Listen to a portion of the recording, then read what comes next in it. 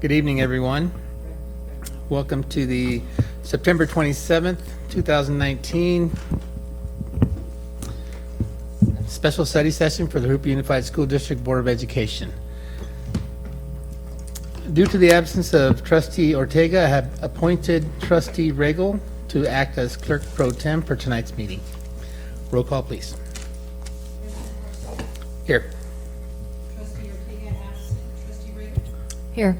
Trustee Bradford. Here. Trustee Sharp. Here. Thank you. Dr. Hanson, will you please lead us in the flag salute? Ready, begin.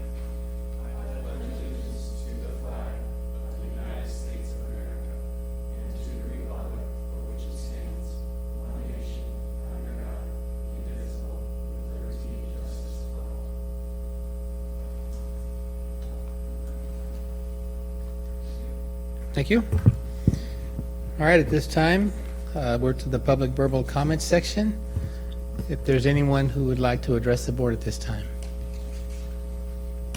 Okay, seeing none, we'll move on. First item number 1, administrative reports and written communications. 1A, review Go Bond survey results and feasibility study. Dr. Hanson. And I'm going to start to introduce Dr. Hanson because nobody knows him. He's kind of shy, and I know you haven't had much chance to meet him. But thank you all for coming together. Thank you, our consultants you will hear from and be introduced to later. We have, well, actually always spent a lot of time and attention and detail and taken a great deal of pride on our facilities in this district. And I think that over the years, even prior to when all of us were here, when all of you were on the board, we tried very hard, even in lean years, to make sure our facilities were safe, clean, and I was going to say up to date, but many of them are not, and were not, and continue to not. We did pass Measure EE, where we were able to bring forward a lot of work. I think there'll be a slight review, a short review of that, so I'm not going to do that. But we've pretty much exhausted Measure EE money. We have not exhausted all of our eligibility at the state, but we've exhausted our match for that as we move forward. And we have a number of schools, some that are very old and still need repair, schools like Rustic Lane, Troth. Well, Troth is online to be repaired, but Pedley are not in queue, and a number of schools that look pretty good, but they're amazingly close to 30 years old. Schools like Camino Real, Stone Avenue, Indian Hills, all were built in the same era. I believe Troth was built in 1997, so it's already, maybe it's before that. Stone. 1987. 87. When was, I'm sorry, Peralta. When was Peralta built? Doesn't matter. It's old, even though it doesn't look old. Sky Country, all of those schools were kind of the same era, and believe it or not, they are eligible for modernization funds from the state. So the board certainly continues to pay very good attention to the needs of the facilities, and I think share along with district staff, the importance that facilities play in educating students, that when students walk through our door, they need to be treated right and in a place that's conducive to learning. I think of any of I just have to throw this in because I'm so happy it is on the queue. As a parent, I used to go to back to school nights at Harupa Middle School, and my kids are now in their 30s. Think about how that school needed to be renovated, and thank goodness you have attended to it with the bond money, with local money, and it is on queue. It will be our largest renovation project, probably both in scope and in cost. So we think it's an appropriate time to at least ask the question and give you the opportunity to ask the question whether you want to bring forward to the community to ask them if they want to continue to support our facilities with another bond, or you may decide it's not a good time or never a good time, but that's something that is clearly under your purview, under your concern, and I think that what we want to do is provide you with the greatest amount of information, the latest information, and the most accurate information so that you can make an informed decision. And with that, that's the end of everything I know about it. Actually, I know a little bit more about it, but we have experts here tonight in our own staff, and I certainly want to thank Trent, Robin, and Maria. Excuse my being casual, but this is kind of more of a study session meeting.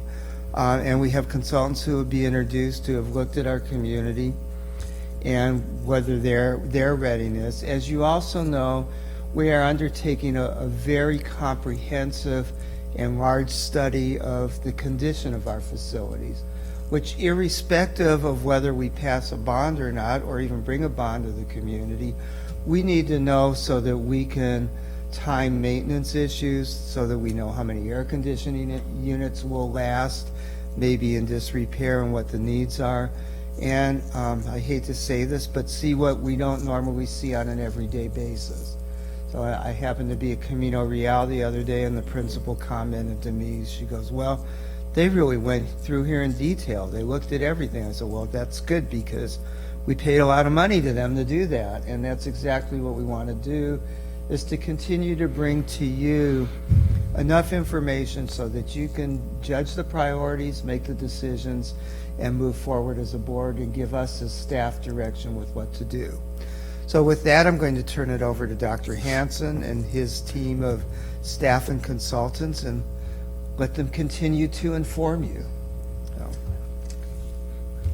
Thank you, Mr. Duchamp. So before I start, I'd like to thank my team, Robin, Maria, and Crystal. They've done a fantastic job putting together this information so that we can give you all a comprehensive overview of our program. This presentation is kind of designed to show where we've been, where we're at now, and where we need to go in the future. And so that's kind of how this presentation has been prepared. I just encourage you to take notes as we go along, and then at the end of the presentation we can answer any questions that you might have. You may not have a whole lot of in this presentation, but more so when Joy and Tim present. As you all know, we've kept you informed throughout since the passage of Measure EE through board meeting presentations, COC meetings, community mailers, in a variety of different ways. And so tonight, again, we are going to do kind of a comprehensive overview to show you all of the things that have been accomplished with Measure EE and some of the last remaining projects that are still we intend to do. Like Mr. Duchamp said, our job and our goal tonight is to provide a lot of information so that you have all the tools that you need in terms of information, of the feasibility of any future bond measure that we need to pursue, so that you can make an educated decision when that time comes. That time isn't tonight necessarily. This is an information night, but when that time comes, so that you can make an educated decision on what's best for the children of Harupa. So with that, we'll go ahead and get started. I believe you all have a printout of the presentation.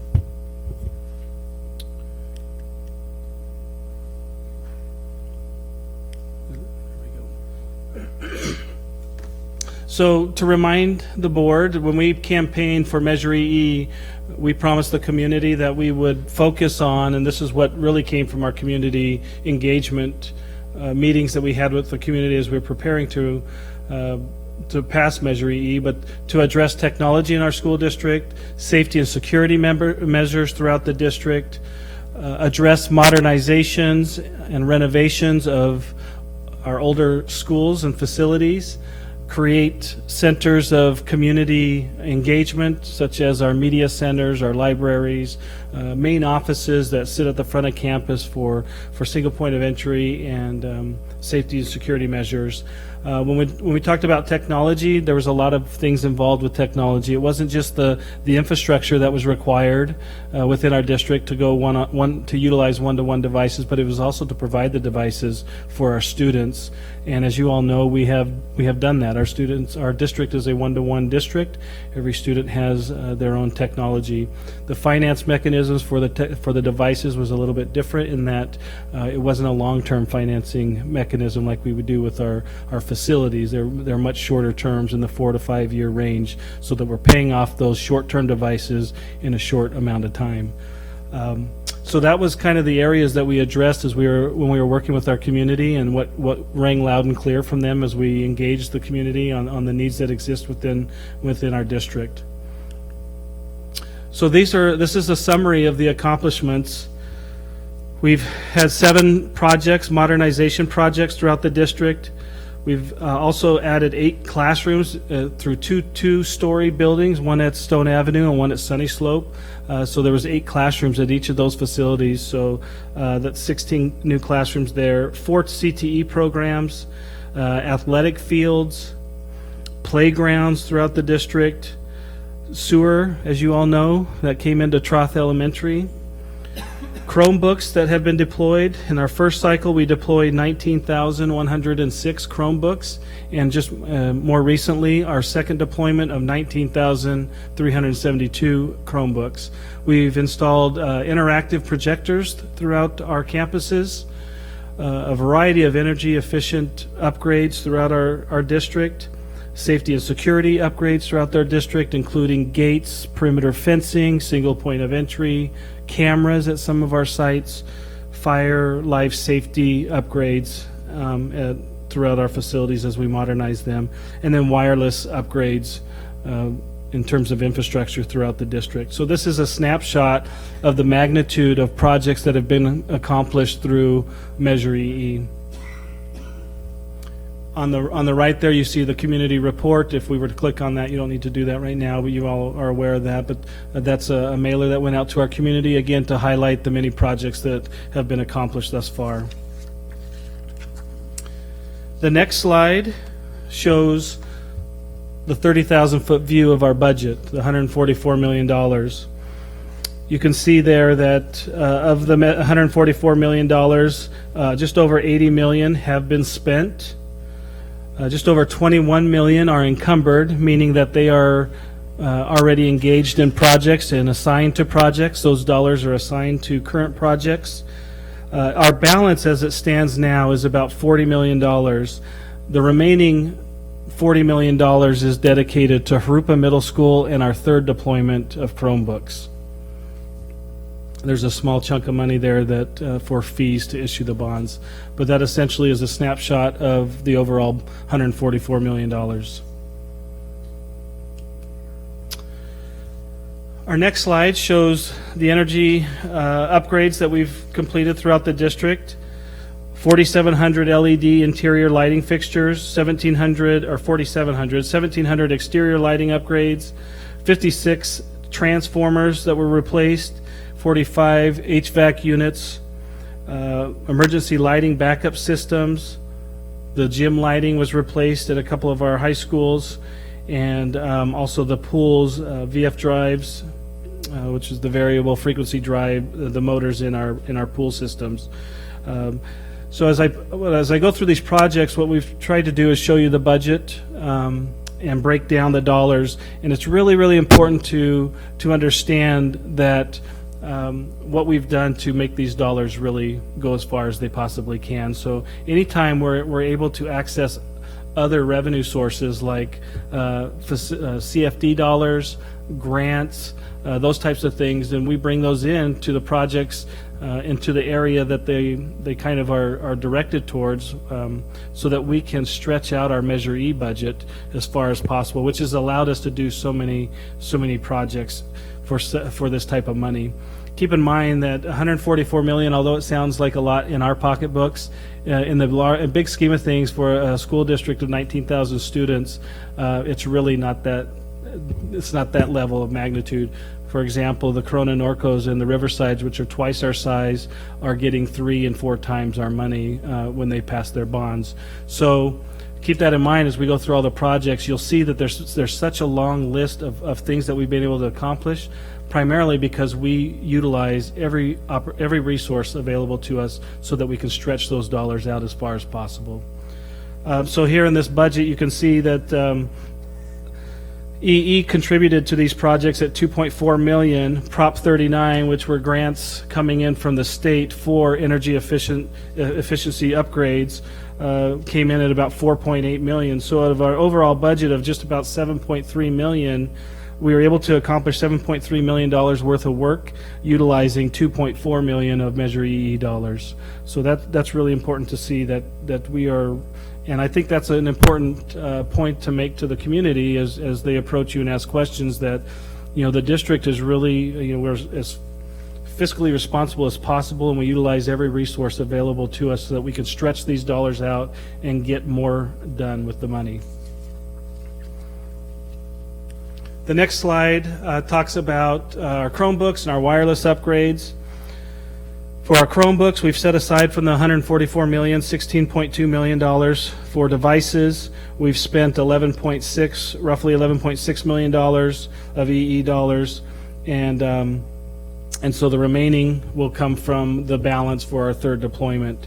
We've also, right off the bat, put in about just over $8.7 million of infrastructure in order to handle these one-to-one devices. I really give credit to Mrs. Ford, the Director of Technology, Josh Lewis, and his department. We saw a few years ago when we started to deploy Chromebooks, a lot of districts were trying to do it. In fact, LAUSD was in the papers, not for a good reason.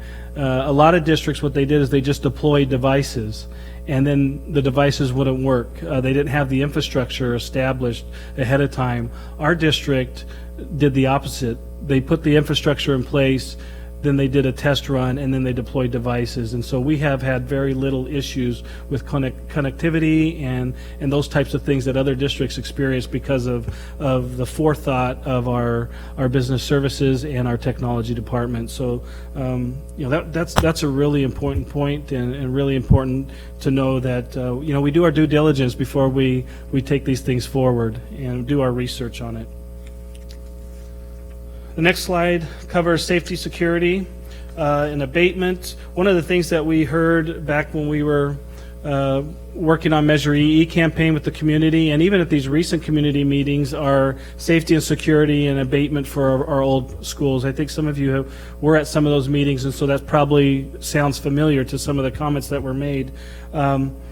This budget looks thin, right? Because it shows $254 million or $254,000. What's important to understand is these were just ancillary projects. A lot of the safety and security are embedded into the modernization projects. So like the gates and the cameras and things, that's all in the Ina Arbuckle budget. Like, let's say these are all separate projects for schools that weren't necessarily getting modernized, where we went in and did the work immediately so that we could secure the campuses and get those abatements done. Next slide shows playgrounds. I think another point that I need to make as well, and I've shared this many times, every school in our district has been touched by Measure EE. So even the schools, so you see a lot of playgrounds here, there's a lot of schools, elementary schools, that weren't getting major modernizations. But we wanted to do some projects that were visible, that the community could see, and that the kids could enjoy immediately. And so you can see that we put a lot of playgrounds in throughout our district. The majority of those are at schools that were not receiving major modernization. So we set aside just under $1 million for those projects, and we were able to get them all done under budget, utilizing CFD dollars to offset the costs. So we can start with Glen Avon. As you all see, if you've driven by Glen Avon, we're going vertical there now with the office and library. And you can see a picture there in the bottom right-hand corner of the steel beams going in there.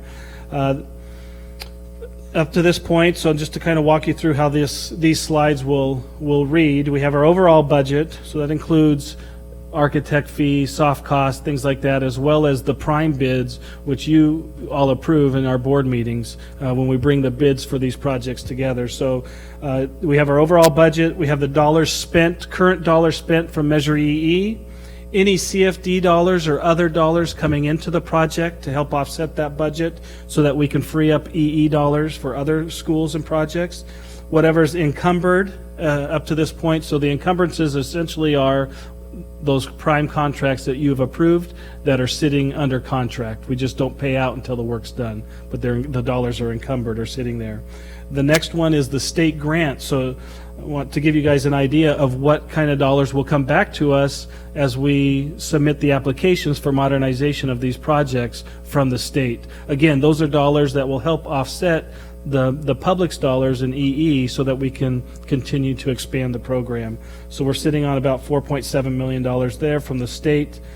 And then the original prime bids, that's what you approved at the board meeting for the modernization of that school. The final prime bids in this project, because we haven't closed out the project, that's to be determined. But that's kind of how these slides are laid out so that you can kind of follow, the overall budget, the money being spent from the bond and from other revenue sources. I'm not going to speak to the picture slides. I'm just going to give you a second to look. And what we've done with these is shown you some before and afters. Glen Avon, there's not a whole lot of afters because we just started this project.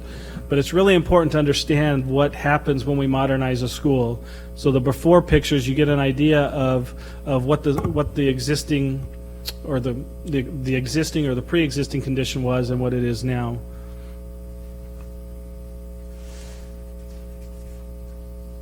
Okay, so Ina Arbuckle, again, Measure $17.5 million budget, $16.8 million spent on that project from Measure EE. There were no CFD dollars available in that community, so this was purely a Measure EE project. The state grants that we're eligible for is about $2.8 million. The original prime bids, which you all approved at the board meeting, was for $13.3 million, just over $13.3 million.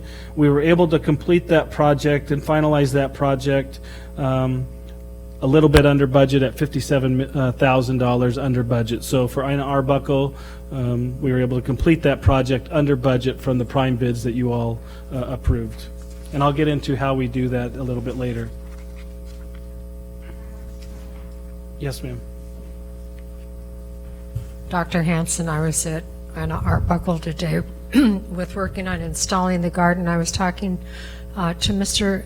Saavedra, one of the reading specialists, and he said he's from the community and what a difference the upgrades have made in how the students feel about coming to school. He said that when he was a kid, and he said he was from that neighborhood, it was like, oh, you're a gangbanger, and oh, you're, and all these expectations. And he said that's gone now, and the kids are excited, and he really stressed their sense of security, and also that they get fed breakfast. And he told, it was enough to make me cry of what this upgrade has done for those students and those families, and that I heard like 4 hours ago. Well, thank you for that feedback, Mrs. Bradford. And to piggyback on those comments, I think it's really important as board members to recognize and hear those stories, right? Because people are going to say, well, what does this money do? What are they doing with my money? Well, you're hearing firsthand from people in the community the impact that it has on their community, on the lives of the students in the school, on the teachers. So please guard those comments, and because in the future, those are the kind of questions that will have to be asked, and there's no better way to ask them than utilize references from individuals that are living those experiences. So what I want everybody to remember is his ultimate comment, the gist was, that is making the student better learners, And that's what it's all about. and they're happy. Thank you, Mrs. Bradford. So the next pictures are some before and afters. The top are the before. You kind of get a view of what it looked like before the modernization. The belows are show what we've been able to accomplish with the dollars. Moving into Mission Bell.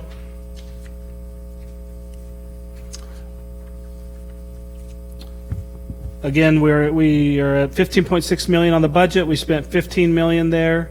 Our original prime bids were 11 million, and the final prime was 11,050,000. So we're slightly over budget on this project. However, we were able to increase a little bit of our scope to help those students out. I think we also included a marquee that's going to be installed soon in order to finish that out. You can see the field work that was done. That was a combination of not necessarily Measure E, but our maintenance and operations department coming in to help support that project as well. The next slide shows the before and afters, kitchen versus kitchen, office versus office, and classrooms before and after. More before and afters, the teacher workroom on the left, the MPR in the middle, and the library. The library was in a classroom before at Mission Bell, and same with INA, and now it has its own space up front in campus, able to be used by the community for various events when needed. Our next two slides are examples of our two-story buildings. So 8 classrooms at each school, at Stone Avenue and at Sunny Slope Elementary. Both schools are dual immersion schools, and we found that as the program progresses through the grade levels, we needed to have the space in order to support that program, and so we constructed a two-story, 8-classroom building to support those two programs at both Stone Avenue and Sunny Slope Elementary. Sunny Slope, we also, actually Stone and Sunny, we put in new playgrounds for them as well. The next project is West Riverside Elementary. As you all know, that's under construction right now. We have a $21.5 million budget. We spend about $8.8 million of that money now. The grants that are available there are $8.1 million, just over $8.1 million, to help offset the costs of that project when those dollars come in. And we do have applications in place for that. The bottom right-hand corner is the Allen Boot Hill building. You can see the tile has been laid up on the roof. New windows are in, paint, new undersides of the wood. We've also got the signage ordered, and they've sheetrocked everything on the interior. So this building is very close to being ready for our ribbon cutting. We're trying to be able to do that in the next month or so to take advantage of that before the winter time. Troth Street Sewer Project.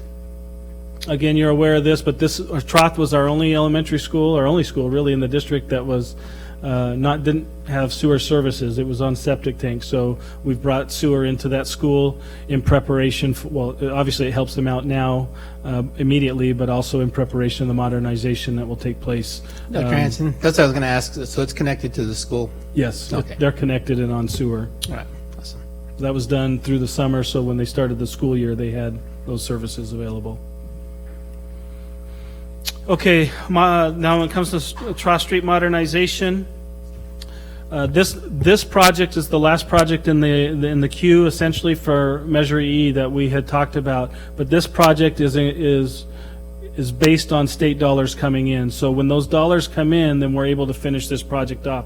Primarily the dollars from Del Sol. So Del Sol will yield us close to $20 million. We'll utilize those dollars to modernize Troth. When we don't need to make the decision now, but when the time comes, we're going to decide based on the budget and the feasibility of either modernizing the school or tearing down and rebuilding. Right now, the numbers are looking very similar, and it almost at this point in time, it makes more sense just to tear down and build a new school. Because of the way the school's laid out, it makes it really easy for us to build while the kids still stay in session, the way that the site is oriented. But at this point in time, we're in the planning phase still and getting the surveys done and really assessing that. And when the state money comes in, then we'll be ready to move on that project. And I'll bring that to the board for your approval one way or the other. I'll lay it out for you. Modernization, X amount of dollars. tear down and build X amount of dollars. What do you want to do? Our final project that is Harupa Middle School Modernization. Like Mr. Duchamp said, this is a hefty project. It's a large school with a lot of needs. We have a $21 million budget at this point in time, but we are trying to access other resources through CFDs to contribute to this project to boost that budget a little bit to help improve our modernization scope. But essentially what will happen is a new office with 8 new classrooms being built at the front of the school. The former office will be remodeled into classroom spaces. That office right now is really outdated and doesn't function as an office. So it will be turned into classroom spaces, and then a basic modernization of the hard, what we call stick-built classrooms, non-portable classrooms. So that's the plan right now, and we are under design. We hope to take at least the office and the classroom portion before the end of this calendar year to the Division of State Architect for approval, so that we can get started on the new construction portion, and then the modernization plans will go in sometime in the spring, and then that will follow right after the new construction. Yes, Mr. Chard. Yes, ma'am. Looking at this picture, is this facing Galena? Yes. Or is this, okay. Yep. So the gym is on the Behind back it. side? Yep, And will see- that be remodeled too? Oh, whoops. When you modernize it, will you be modernizing the entire school, or? I'm looking at the top This up would be here the in gym the, behind. Right now, the gym is not included in the modernization. So it's just the existing classrooms, the office, and new classrooms and a new office. So when was the last time this was modernized? oh, that's on a later slide. Long time. It's been a while. Yeah, we are trying to right now. The budget doesn't allow. Right, we're at the very end of our Measure E dollars, but we're looking to try and bring in some more CFD dollars and see if they can pay for other projects we've done in the past, so that we can bring more EE dollars into the budget and expand the modernization scope of that school. Okay. Because I know I went to this school, and so it's got to be old. Yeah, it's old.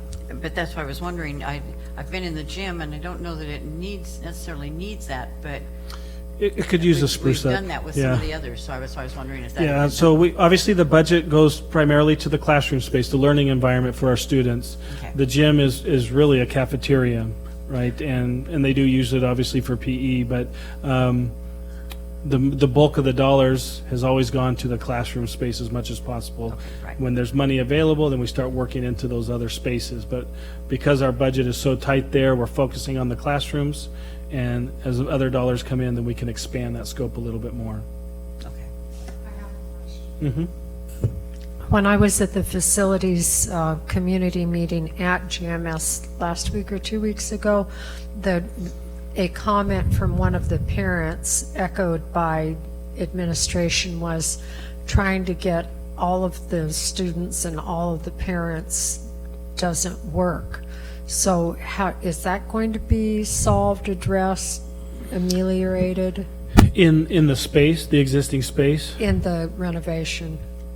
are you talking like it doesn't hold all the students and the parents in the Right, gym? right. Yeah, we wouldn't increase the size of the gym. Or will there be another spot available for them?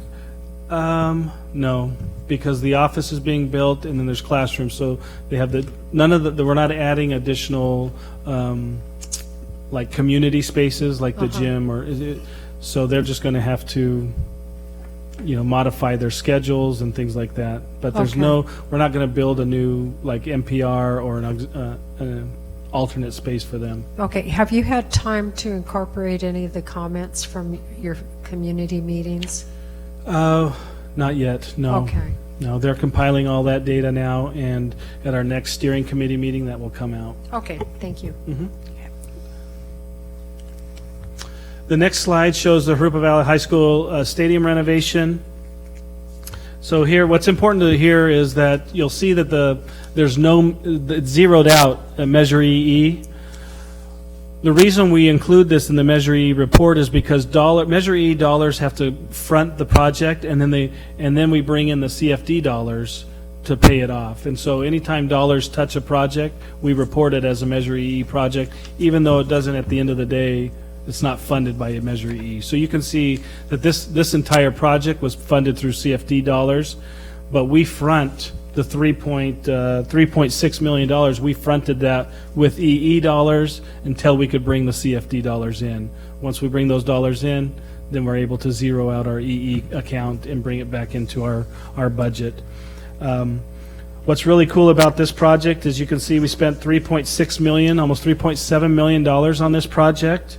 And our state grants, which we've already been notified of, that we'll probably see just in early 2020, is $2.9 million. So out of $3.6 million of us spend, we're getting $2.9 million back on that project. So that's really neat to see. Dr. Hanson? Yes, sir. So I had a question about that. So you mentioned they're available 2020, some of them 2021, 22. I mean, you said probably. Does that mean we're sure we're going to get those dollars back? We're sure. We've been notified. Okay. We've turned in the paperwork. So now it's it'll go to the allocation board to approve it, and then like a month later, maybe 45 days later, it'll be allocated. Okay, thank you. So when you see dates, those are we've received notification on those projects. Right. Okay, some before and afters of the stadium. Field and track restrooms were painted, and then a new kind of exterior facade off of Etiwanda. Innovation Center.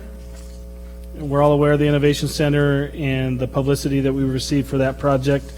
We're at about $8.1 million is what we spent originally, and we were able to utilize $7.9 million of CFD dollars over in the Del Sol area on the western end to pay off that project and funnel those dollars back into EE, again, to extend the work that we can do. State grants available there that we should see in 2020 and 2021. Those were two separate applications, one for phase 1, one for phase 2 at $4.5 million. So of the 8.1 million, we estimate to see 4.5 back for that project. Again, we closed that project out under budget at about $19,000 under budget.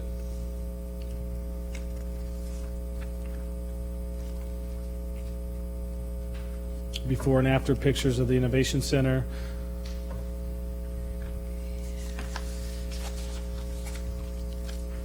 Okay, the next project is Reuben High School Modernization, $14.6 million budget. We spent 11 million out of Measure EE. The CFD dollars that contributed to that was just over 2.6 million. And again, this is a large state grant coming back to the district at almost $11.2 million. So that's going to be a big contribution coming back for that project. Again, the reason I share the state grant information is because we're not eligible for state grants unless we have money to do the projects. So it's just a portion of the project, right? We have to have a matching. Have a matching portion within the district. If we don't have a bond or we don't have dollars available, then we don't qualify for those dollars. So in other words, if we didn't have Measure EE, first of all, we wouldn't have been able to do a project at $14.6 million, but we certainly wouldn't have saw $11 million come back to us on that project because we wouldn't have been able to make the match. So it's really important to understand that a GO bond is required in order to access state dollars. Again, here on this, you can see a large savings here of $1 million. We came in under budget on this project.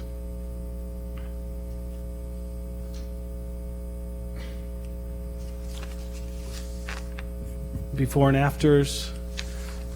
This one, I really like this picture here. If you look at the middle picture, this is our video production program. The top picture was actually when I was a principal at that school. And you can see it's a green sheet hung from a clothesline behind the students, and the cardboard box in front of them is the teleprompter. So they created their teleprompter with a cardboard box. Down on the bottom is the newly renovated video production lab, which supports the career and technical education program.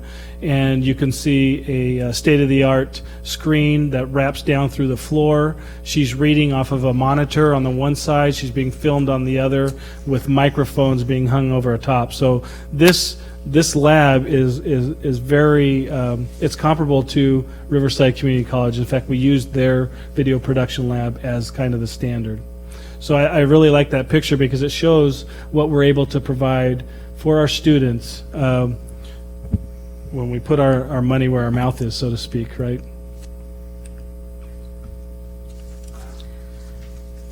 Rubidoux High School turf replacement. This was taken care of again by CFD dollars. We fronted it with EE dollars, which is why we're showing it, but it was paid for fully through CFD dollars ultimately. We haven't closed that project out, so we don't know the final prime bid. But I think if you've been over there, you've seen that field was over 10 years old. The turf fields, that's about their lifespan, is anywhere between 9 to 11 years. And so it was due for renovation, as well as the track. Obviously, we weren't able to get the track done in time. We wanted to focus on the football field to get through football season. When football season's over, we're going to come and do the track during the winter before track season, so we can get that done before track season starts.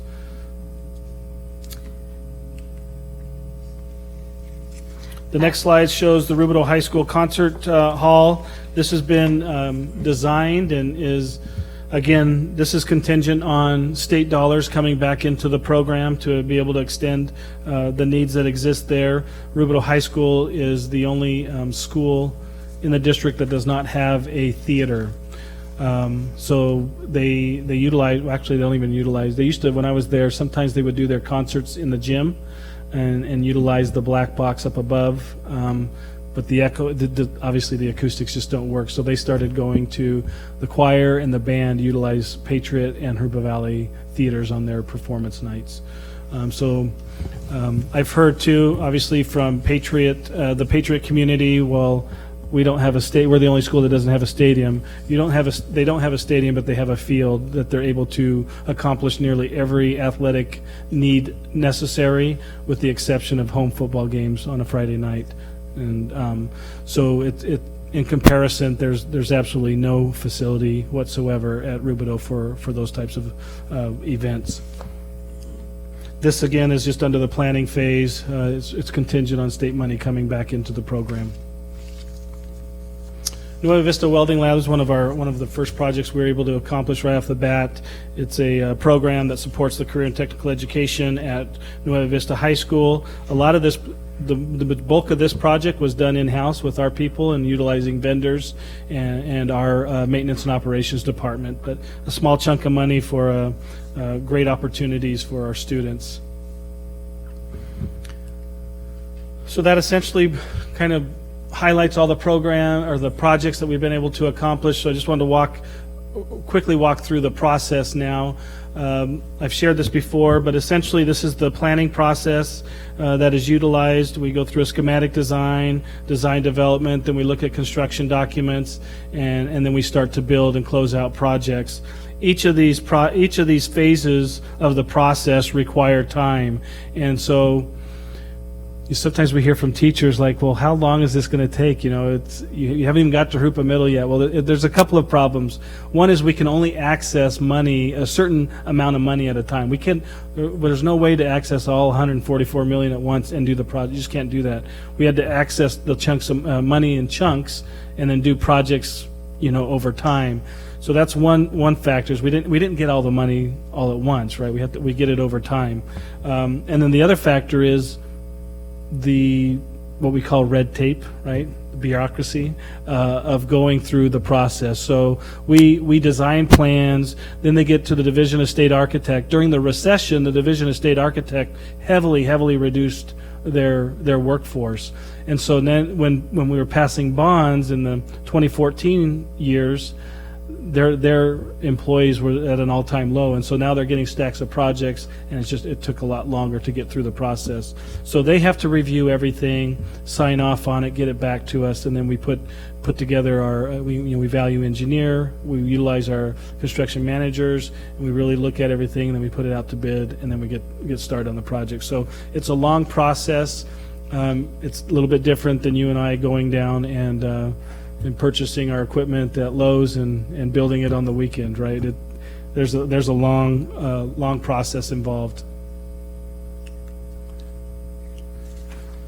So I've shared a lot over the presentations over the last couple of years on what we do in order to really maximize our dollars, but also to stay under budget. It's pretty uncommon to hear school districts, granted, we don't do it on all of our projects, but we do it on a significant amount, I guess, if that makes sense.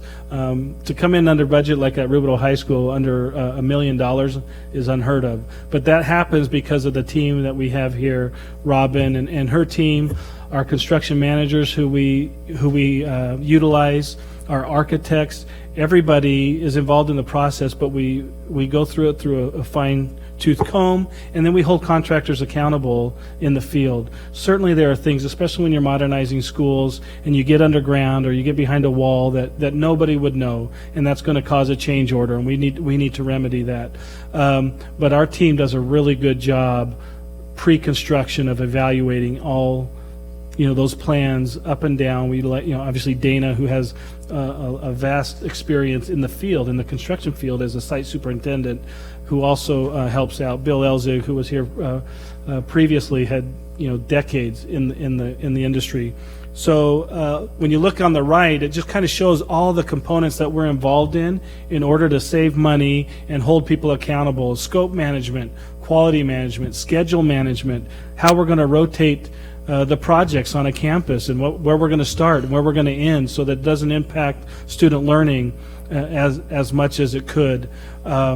Project team management, holding our project managers and our site superintendents accountable, and helping them understand their role in holding the contractors in the field responsible for the work that they do. So it's risk management and dealing with theft and all those types of things throughout the project. So there's a lot that goes into managing a project, projects of this magnitude, and our staff does a wonderful job at it, which is why you see us coming in under those budgets.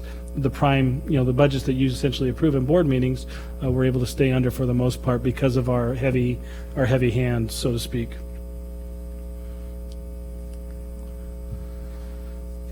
Yes, ma'am. Okay, on the Riverside High School modernization, you said we had a savings of $1 million in 16, and then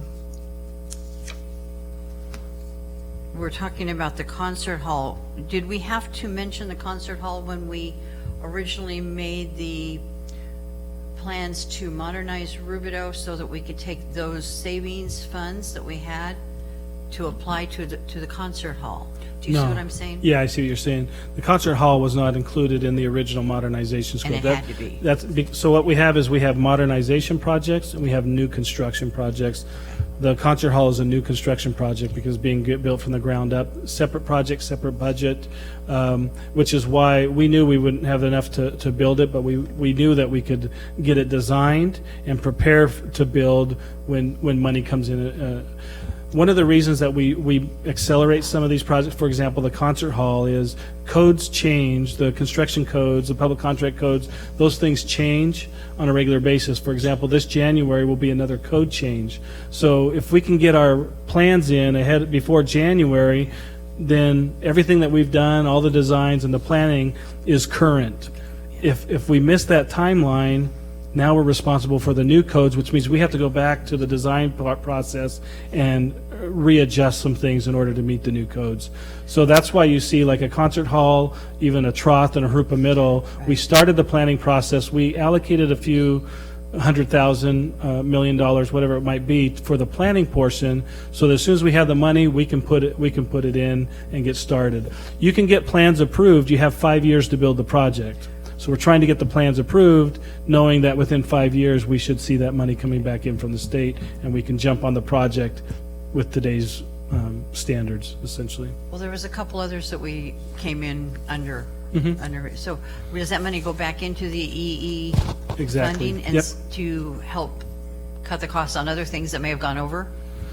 Or what do It we, essentially comes back in, so like Harupa Middle, right? We want to get to the gym, and we want to expand the scope. So all the savings that come back into Measure E, it allows us to extend the scope Okay. on our last existing projects. okay. All right, thank you. Yep. We held on to that money until the end because we wanted to make sure that we got through all the projects that we wanted to finish. So we didn't necessarily go, oh, we saved, $100,000, let's go spend it. It came, it sat to make sure that we could get through Harupa Middle and do it the way we want to do it. Well, kudos to the staff, because this is a lot of construction that went on and a lot of money that came in under bid, so, or under budget, so I think this is great. We have a great staff here. We do have a great staff. Don't go anywhere else. Don't let anybody else offer you money. I have a quick question, Dr. Hanson. Yes, ma'am. On the theater, is this going to be on the next bond, or is this just something that we're forecasting that will be covered by grants? It could be from state grants coming in. So now what we're doing is evaluating all the money that we're eligible for. So you see those state grants that could come in. That's going to bring in another pot of money. And then obviously we got to get through Troth Street Elementary and Concert Hall and other, as far as we can go with that money. So we have other projects that are ready to ramp up as soon as we know, based on what's coming in, how far we can go. But again, we're not going to go too far out because we need to make sure that the money's there. Another thing that I didn't mention early on is that we deal with cost escalation. So every year, the cost of construction are increasing well over 5%, which is what we typically kind of adjust for, but they've been in the 7-8% range over the last few years. So we can't get too far down the road, knowing that we need these dollars to kind of get to finish off. The worst thing that could happen is we're getting in the middle of a project, we run out of money. Right. So we have to make sure, like a Harupa Middle, that's why I say we haven't allocated any of these savings to other projects until we make sure we get through Harupa Middle. And we start seeing the money come back in from the state, get through Troth Elementary, then we can start kind of pushing those other projects forward and even adding to them, depending on when that money comes in. So this is kind of going to, if I'm understanding correctly, it's going to be an independent, it's not part of the past Measure E and the future bonds that we're talking about. It's just going to be something that's a target done through the district, through bonds, Through bonds or through state grants. or grants, excuse me. Okay. All of the above. Yeah. So, we try to distill what Dr. Hanson's telling you. He is in the weeds in the money. So, it's the last priority of our current building projects. When we get to a point where we're sure we can build everything that's on the drawing board and not have to go back to DSA, and there's enough money left, it could be built without another bond. We know with another bond, it definitely could be built, because that would free up state money for other projects. It's kind of like a Rubik's Cube or a Tetris game that, you get money for one project that offsets something. So the hope is we'll get it built one way or another. The reality is it depends on escalating costs and what money's there, when everything else. We don't want to have Harupa Middle School half done. I mean, that's not acceptable, at least in our book. I have a question. As long as we're on the concert hall, does that 2 million figure include AV seats and everything to make it ready for people to walk in the door? AV, it's just the design, so it's, Okay. yeah, It's not, no, it's not the project, finished. no project. That's only the design, yeah. bring my own chair? No, you'll have a seat.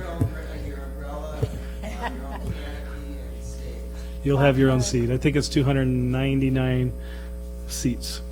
Anything over 299 is it changes the code, so. What do you think it would cost to build it? I mean, and if we were to be able to build it in this day and age, because I'm going to write this on paper and see in 5 years if you're, no. I mean, what are we looking at? In today's dollars, we're looking at about 12 million. 12 million, okay. So, and depending on, looking at escalation, how far out that is, you can increase that a little bit. Now, my understanding is this is supposed to be the state of the art. It's So it'll being be better than the designed- other high schools. So are they going to be utilizing it too? If they possibly? want to, just like all of our Right, facilities are available to anybody through a facility use, but it's being designed, being patterned after the Tilden Coyle Performing Arts Center at Riverside Community College. Okay. State-of-the-art acoustics. Again, it's a concert hall specifically, not a theater. It's being designed for the acoustics. Okay. Okay, so the next, where does this leave us? This shows a little bit of the needs that still exist, so what we still need to accomplish. You have a list there of schools, the age of the schools, the last time that they were modernized. I've highlighted the NA. The NA means that they have never been modernized. So that's important to understand. We have a slew of schools, I think there's 11 of them there, that haven't even had their first modernization done. When they were eligible is the next line. So everything in green is currently or is past due its eligibility, which means it's eligible for state money. It's eligible for state grants. It's beyond the 25-year mark. The estimated cost to modernize, essentially that number is a ballpark figure. That's $350, which is kind of what we pay for per square foot on a modernization, multiplied by the square footage of the school. So you can see there we're just under $400 million in needs. The next line shows the estimated grants that we could get for each of those projects if we were to accomplish, if we were able to modernize those schools at just under $40 million. And then the last one is the local funds needed. So essentially what we would need to come out of our pocket in order to accomplish these projects is just over $355 million. We know that we can't accomplish that in a bond measure. We just don't have the AV, the assessed valuation as some of our surrounding school districts. But of course, anything that we can chip away at would certainly help. These last pictures, I've shown these before, but this is, again, this is like a, this gives you a visual of what we're dealing with and why it's so important to consider our future facilities here in our district. We've got portables, over 200 of our classrooms are in portables. Our athletic facilities, some of these were our Rubidoux High School, which is going to be repaired, but I can tell you the Patriots track is in dire need of repairs as well. They're not quite to the extent of Rubidoux, but they're getting there. Other aging facilities, I know the kids at the Harupa Middle School talked a lot about their locker rooms. You can see the locker rooms there in the pictures, pool facilities, restrooms, just the basic day-to-day facilities needed for our students. Classroom spaces. The next slide here, how has learning environments changed since we built our schools? So the picture on the left is a 1920s, 1930s classroom where everybody's facing forward in their desks. You have a teacher at the front, sage on the stage, imparting their wisdom on everyone else. On the right, we see what a 21st century classroom looks like, and what's awesome about this graphic here, this is our classroom. This is a classroom at Del Sol. So you can see it illustrates what a 21st century classroom looks like. Critical thinking is going on, communication, interactions, collaboration, problem solving. The environment is designed much differently, whether it be through the actual construction of the classroom, or also furniture and layout, right? It allows students to interact, to engage, and to think critically so that they're prepared for our global society today. What JSD community is saying, so these are some of the comments that we've heard at our community meetings. Safety and security is always at the top of the list. Pick-up drop-off spaces, we know how difficult that is at all of our schools. Athletic playfields at secondary schools. Band programs, choir, all these, our fine arts programs need space. And student restrooms, we even heard at Harupa Middle, staff restrooms. I think they're sharing 1 or 2 restrooms for the entire staff. We recognize that. We want to get, obviously, the new building will, with the new construction, we're going to add 2 restrooms for them, actually. One in the main office as well as in their teacher workroom. More flexible classrooms and furniture for students to collaborate and engage in the learning process. Learning spaces, outside learning spaces. Mrs. Bradford talked a little bit about the garden today at INA. So outside spaces, whether it be gardens or butterfly gardens or whatever it might be, for students to engage in the learning process outside of the classroom. And then natural light. Those are just some of the comments that we've heard and have been pretty consistent with our community meetings. Again, something that they recognize, the community recognizes needed, but also we recognize with all of this list of schools that still need work done is needed for those schools as well. I'd just like to make a comment. I was at the Mission Middle School one, which took in Ina, Arbuckle, West Riverside, Rustic Lane, I think, and Peralta. And there was one parent there. There were about 40 people, and the rest of them were students who came and spoke. And that was a big concern of theirs, is they wanted more light and more comfortable spaces, to be more casual in their learning ability, to feel like they weren't forced into sitting still and like we are up here. No. But just, yeah, something that could be moved around where they could close it off, where they could go outside if they wanted. And that was a big concern of several of the students in comments that they made. And it's interesting because you're hearing that from the kids, not from the parents who have seen these other schools and see what they look like. But this is kids that are saying, I'd like to be more relaxed in my learning ability, have music behind me or something like that, so that I can learn rather than have such a structured one. And it's funny that we used to, that was how I was taught, was that if you have it all structured, you're going to learn more. But I don't think so anymore. I mean, I think the kids have the right idea. And I don't think that they're seeing what we're seeing as adults on TV and other classrooms and other schools, that they're making things more relaxed. Because I have read articles that said that back east they've done this, where they've made sofas in the classrooms, or throw the big pillows in there, the kids go in the corner and sit. I went to Ina to read the other day, and the teacher had brought in her own little corner sofa, and that was her reading area. But the kids loved that. We asked them about it, and they said they love it because they go over there and they can sit on the sofa and kind of relax like this and read a book or talk with friends about a book, about a story, and feel like they're not in school. It gives them many more of them were speaking up about it rather than just a couple. So Yes. Yeah, we really enjoy it's the having right way to go. the students there. This next slide is unfortunately, this is real. These slides are real, and this is shock and awe factor here. The importance of safety and security, bless you. Safety and security throughout our campuses. On the right, we see the brand new playground that we put in at Ina Arbuckle, well over $100,000 worth of playground equipment, and what it looked like obviously before, and then vandals got a hold of it. The reason I share this with you is because at Ina Arbuckle we have cameras. We were able to install cameras through the modernization.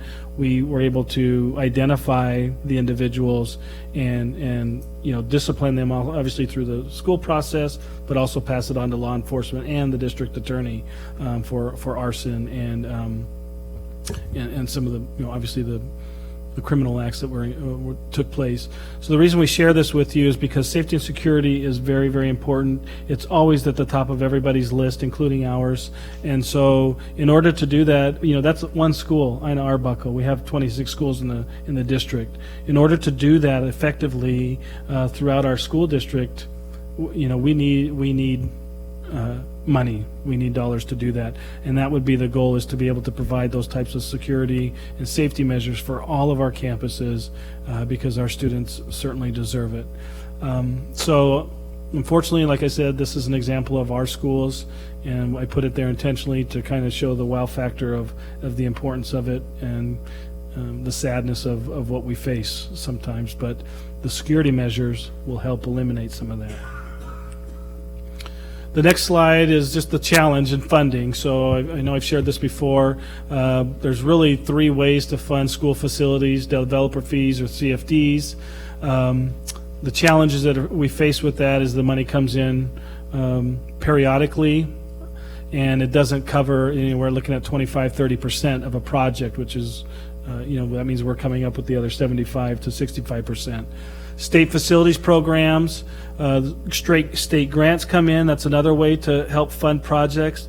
But the problem with that is that we have to have a match in order to access those dollars. So that's the challenge that we face there. Prop 51 was passed in November of 2018. Those dollars are gone.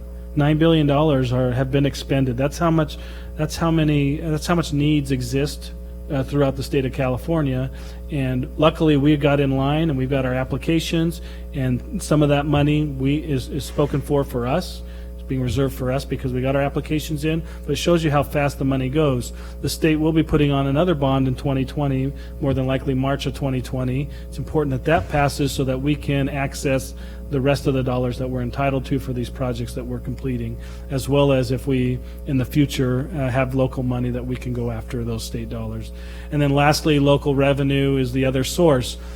We'll list GO bonds, general obligation bonds, is essentially the source for local revenue. We know that we can't afford $400 million of our general fund cannot pay for facilities. It's just not possible. That's almost twice our budget, our district budget. So 85 to 87% of our budget is salaries and benefits.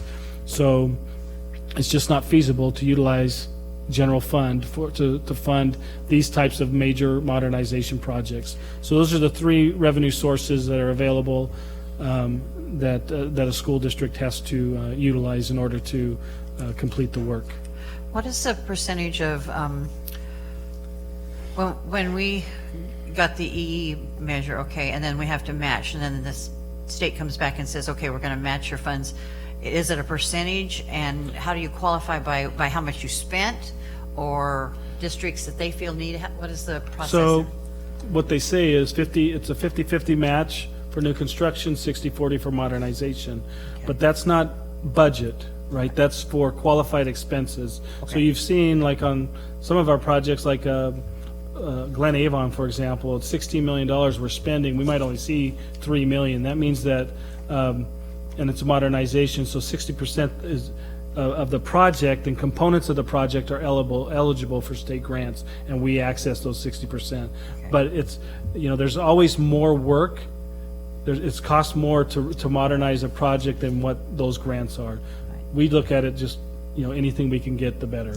Helps offset our project. Yeah, we're just getting a percentage back. We're not getting the full amount. No, yeah, we're getting a portion of it. Okay. And when we give them the figure, qualified expenses. Okay. And what is the prospective outlook from the state right now? Are they holding true to what they said? Are they coming back with money for us, or do you think that's going to change downward as opposed to upward? No, well, actually,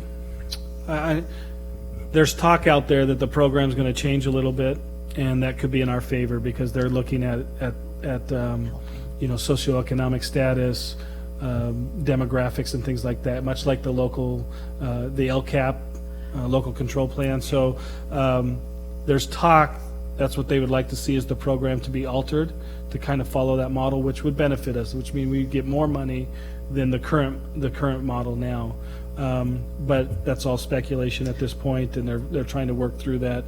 Governor Newsom, just like Governor Brown, wants to see changes to the school facilities program. He doesn't like the first up, first out. You get your application in, you're next in line, because with the LAUSDs and the large school districts, they have the money to be able to get in line and have consultants to do all that work, while the smaller school districts, they just can't do it. So they don't like that part of it, and then they also want to align it to the needs of the school districts. So, but at this point in time, it's a 60-40, 50-50.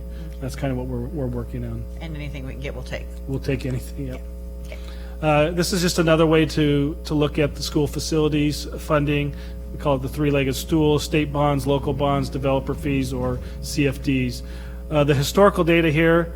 So you can see in 1998 to 2006, state bonds covered about 32% of the needs.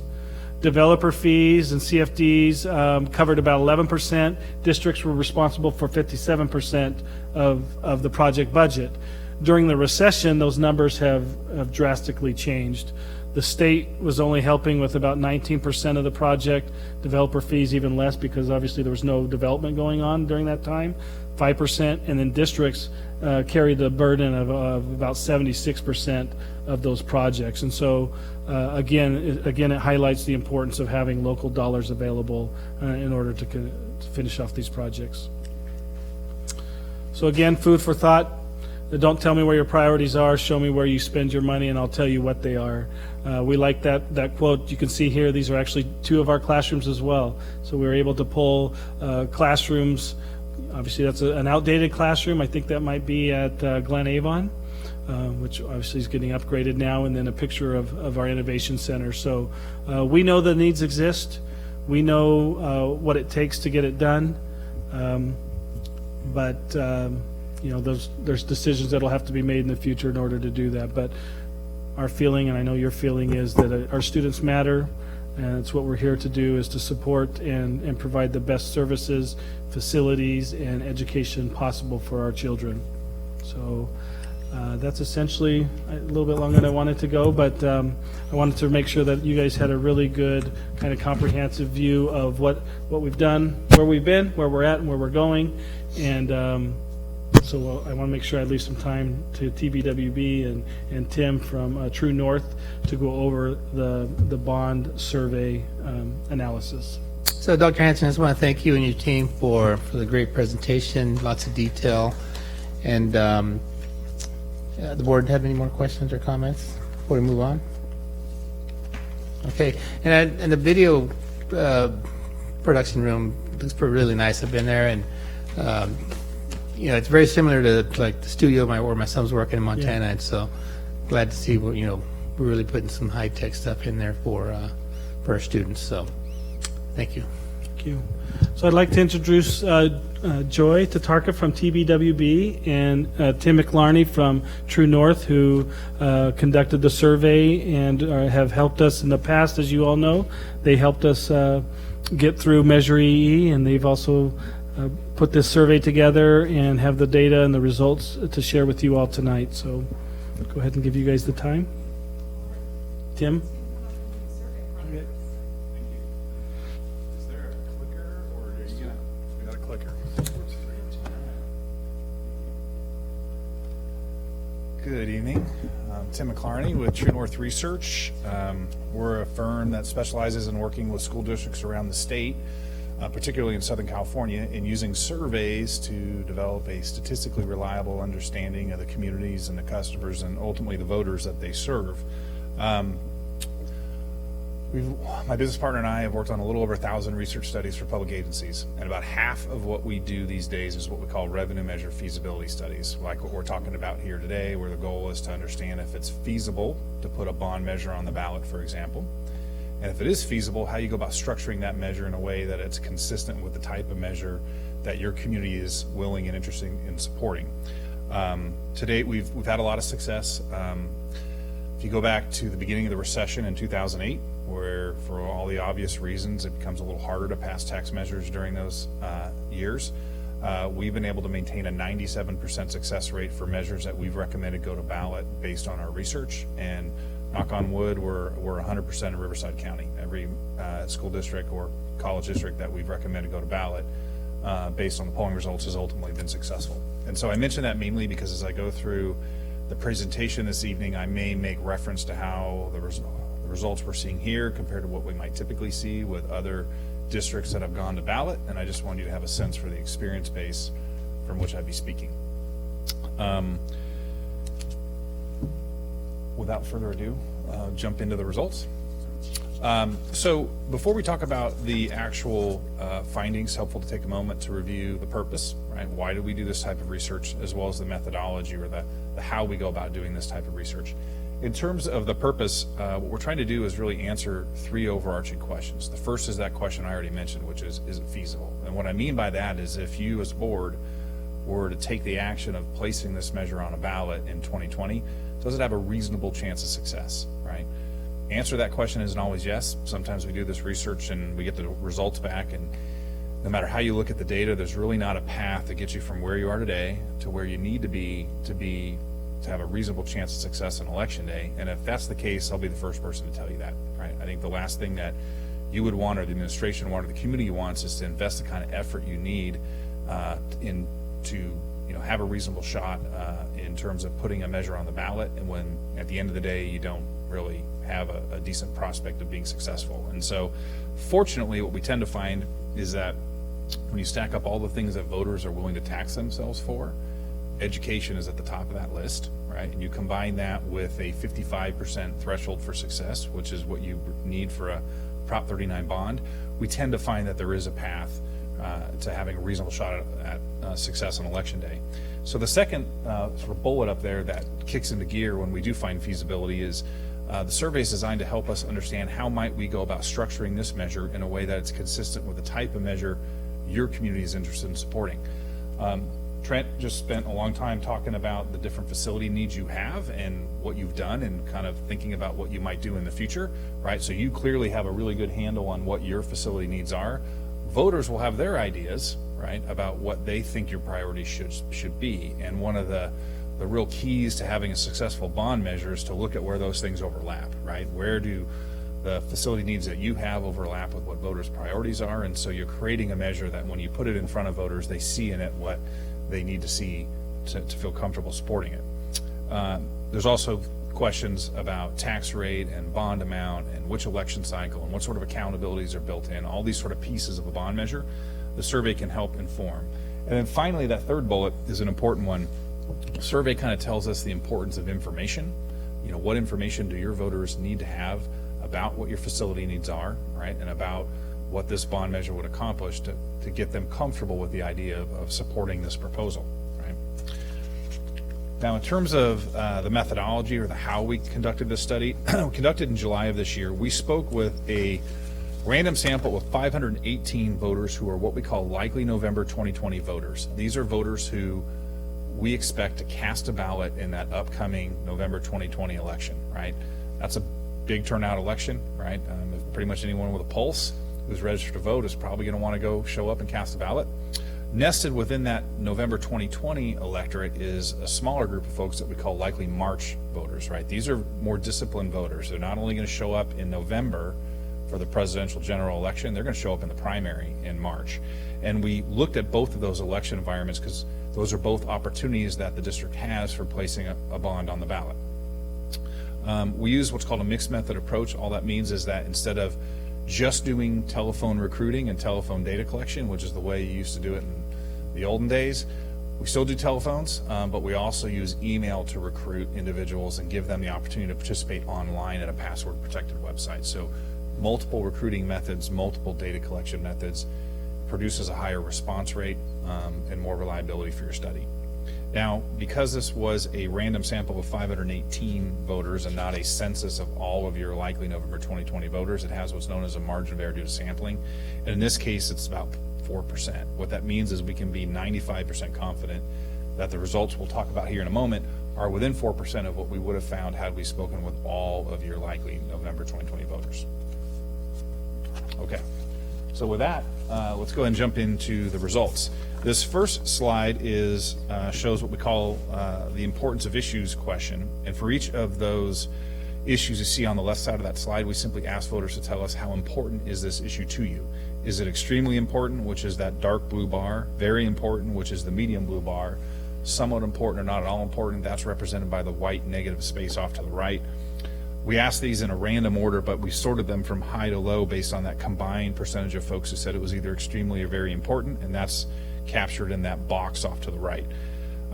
We asked this question because it's a nice warm-up question, kind of gets voters into the interview thinking about local issues, but it's also an opportunity for us to understand how education as a topic in particular stacks up against other issues that also compete for tax dollars, things like public safety, things like streets and roads. But in particular, how does the issue of improving the quality of education in local public schools stack up against the issue of preventing local tax increases, right? It's a rough rule of thumb, but it makes a lot of sense. The more important, right, that they place on improving the quality of education relative to the issue of preventing local tax increases, the better positioned you are to move forward with some type of education-related measure, right? The more that those things are viewed as equally important, The more tension there is, typically, that means it's going to be a little steeper hill to climb moving forward with a bond or a tax measure related to education. What we find here in your community, number 2 issues really sort of jump out at the top of that list. Reducing crime and gang activity, 90% said extremely very important. Improving the quality of education in local public schools, 89%, right? Very or somewhat important. So those 2 issues are really at the top. As you work your way down, the very bottom one is preventing local tax increases at 70%. There's a 19-point gap, right, between the importance assigned to improving the quality of education in local schools and preventing local tax increases. That is pretty much right where we've been seeing most school districts this cycle, right, is right around 19, 20, 21, 22, somewhere in that range is very typical. I have worked with a few districts that are 50-point gaps, right? These also tend to be districts that you've got 5 Democrats for every 1 Republican, right? They're very liberal communities. You don't tend to see it. I've also worked with some, in fact, I had one just yesterday that was about a 6-point gap, right? That spelled problems, right? Because why? They're just as concerned about keeping their taxes low as they are about education. And so that makes it a little more difficult to move forward. So 19 points is very typical of what we see. Now, at this point in the poll, we go right to what we call our initial ballot test. Sure. Backing up to the previous page, my interest is in comparing improving the quality of education and repairing and upgrading. Just a second. Sure. So, to an average voter or your respondent, how would they gauge the fairly amorphous improving the quality and support it so stunningly, but then when you say repair and upgrade, there's a big difference. And so how do you ask one question first? How do you juxtapose them? Just a second. So that they understand we're not talking about teacher salaries, which is what they may be what are they thinking when you ask these 2 specific criterion? So I should have pointed that out. I kind of blew past the next slide, and normally I would point that out. The fact that repairing and upgrading aging school facilities tests about 13 points lower than improving the quality of education, right, is viewed as less important. That is also a very typical pattern. It happens in every district we work with, right? And what it tells us, and what it's a nice reminder to us, is that at the end of the day, right, voters don't care so much about facilities and improvements as they do what do those facility improvements enable in the classroom in terms of improving the quality of education, right? Yeah, and so, and the reason why it's an important thing to point out, and I'm glad you did, is because we're talking about a bond, right? Bonds are about facilities. But at the end of the day, as you're going out and talking to the community about what we're going to do, you want to be connecting the dots, right? Between this is what we're building, this is what we're improving, but ultimately this is why it matters in terms of our central mission of educating students, right? They want to know the impact, right? They want to see how this is going to translate into the classroom environment. So that's a really important point. That it's lower, again, is very typical, right? I've never seen it the reverse at once. It doesn't scare me. It doesn't scare me. What it does say, though, is, there is also clearly some opportunity here to raise awareness about what your facility needs are, right? We would like to see that number get a little higher, and that's part of what communicating to the public, in advance of, putting a bond on the ballot is about, is raising that awareness. So it sounds like what you're saying is that's an extremely useful figure for you to tell us what our job needs to entail in educating the public. Partly, yes. Partly. Tell us what the other part is then. No, I'm saying there's more to it as we get into these other slides, but yes, I mean, there's a nice lesson in this slide here, right, about the fact that, again, although we're thinking in terms of facilities, we really always need to be connecting the dots to why it matters. Okay. You have a question about the number of people that you asked, 518 people? Mm-hmm.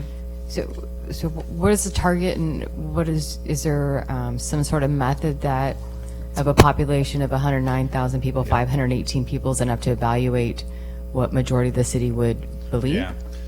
See, that's the beautiful thing about inferential statistics. It is not how many people you talk to, it is how you select those people that you talk to that ultimately allows you to extrapolate based on what is a small number of people, 518, and know with a certain margin of error what the entire population thinks. 518 is actually more than we need. If you look at a lot of agencies that do this work, or you look at polls and papers and things, you'll see the number 400 a lot, right? We did a sample of 400, it was a random sample of 400 of this. The reason is the relationship between the sample size, if you're here's 0 and let's say here's 1,000, and margin of error, which is no margin of error up to say 10%, it's not a line, it's a curve. And what happens is as you continue to add sample, you get diminishing returns. The more and more sample you put on there, the less reduction in your margin of error you get.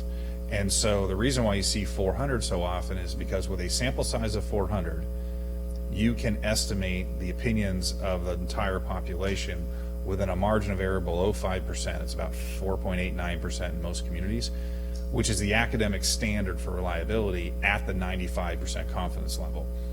If you were to say double that, you go from 4.9% to maybe about plus or minus 3 plus something, right? So you're spending twice as much in terms of data collection. You've only reduced your margin of error by about a point, right? And the interesting thing is population doesn't matter for the most part at all. It plays such a small role such that with that 400, I can have the same degree of statistical reliability in your community as I would in the entire city of Los Angeles, right? Which is a much bigger community. Or conversely, in a small community with 10,000, you still need 400. And so the population size doesn't play into it. It's these other factors. Okay, then I have a question of the group that the 500 that you talked to. What is the makeup? Are they registered voters? Are they Yep. owners? Are they renters? Are they parents? Are they elderly? All the above. Young? All So of the above. the short answer is the way we pull our sample is we first go to the registered voter file, right, which lists every registered voter in the district. We identify voters who are what we call likely November 2020 voters, Okay, right. based on when did they register, what types of elections have they participated in since that point, right? I don't know how they voted, I know when they voted, right? And what some of their other demographics are. And you can identify people based on that as to, are these people who we would expect to actually show up in the November 2020 election, right? So once you've got that group, we use a process called stratification and clustering, fancy word for essentially breaking down your voter file by demographics that we know are related to voting behavior. Things like age and gender and partisanship, pretty obvious. Also, household party type. That's actually the one we pay the most attention to, because what you find is that knowing that somebody's a Democrat, for example, tells me something about how they're likely to vote on a tax measure. Knowing that they live with another Democrat tells me a whole lot more, right? Because what you tend to find is people's political behavior is shaped by the household dynamic. And if you sit down at dinner and you start talking with that other person in your household and you share their partisanship, you tend to agree. You tend to reinforce each other, right? And so Democrats who live with other Democrats are the most liberal, right? Republicans do the same thing. Republicans who live with other Republicans are the most conservative, right? And if you live in a mixed household, God help you, you fight about politics, right? You argue. That act of fighting and arguing about politics moderates your behavior. And so one of the best predictors of how somebody's likely to vote on a measure like this is household party type.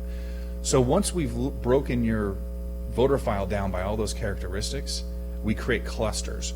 A cluster represents a certain profile. So for example, if 5% of your likely November 2020 voters are Democratic females who live with another Democrat, they're between 40 and 50 years of age, live in a certain part of the district, right? We ensure that 5% of our clusters represent that profile. Then we randomly select voters into their appropriate clusters. The reason why I went into length on this is because what it guarantees us is at the end of our process here, we assure ourselves that we have a sample that is in fact representative of your likely November 2020 electorate on all those dimensions that we know are related to voting behavior.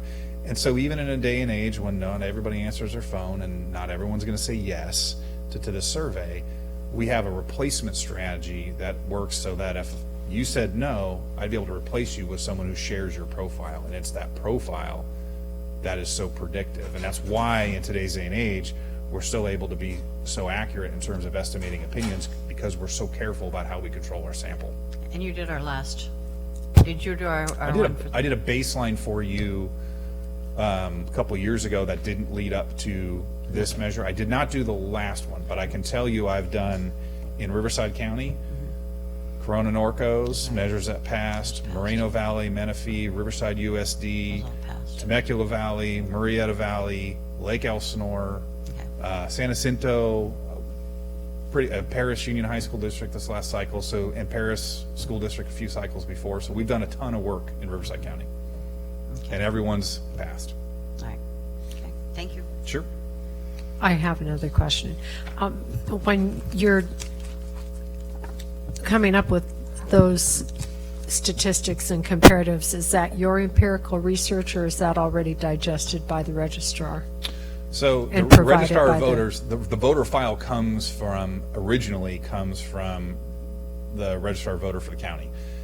We then have, and there's a couple of firms, and one in particular that enhances it, that we work with, right? Their whole deal is they take those voter files, and then what they do is, for example, if you get a file from the county, it doesn't have household party type in there, right? All it has is names and addresses. Well, what they're able to do is link people up based on common addresses, and now you've got a household unit, and you can look at what the partisan split is in the household, right? Home ownership, another thing that doesn't appear on the voter file, but if you take that and then match it against the assessor file, you can flag for home ownership, right? So there's a lot of things that they're able to append to that data file that doesn't appear on the raw county file. Mhm. Correct. I don't do the match person. Yes, that's why they have that's why as a company that's their whole deal, right? That's all they do is and it's not just for Riverside, it's for the state, but pretty much that keeps them busy 24/7. Yeah. Okay. So after the importance of issues question, we get to that initial ballot test, right? And the initial ballot test is where, before we get any deeper into the interview and we start talking in more detail about projects and we start talking about tax rates and we start talking in more detail arguments pro and con related to the measure, we want to present to them a mock-up of what we think that 75-word ballot statement can look like and get their reaction. It's a really good gauge of where your voters are at on the natural with respect to this proposal. So the 75 words we tested is shown here. A couple thoughts about this. Number one, we're testing a measure at 210 million that's backed up by a 5 cent per $100 assessed valuation tax rate.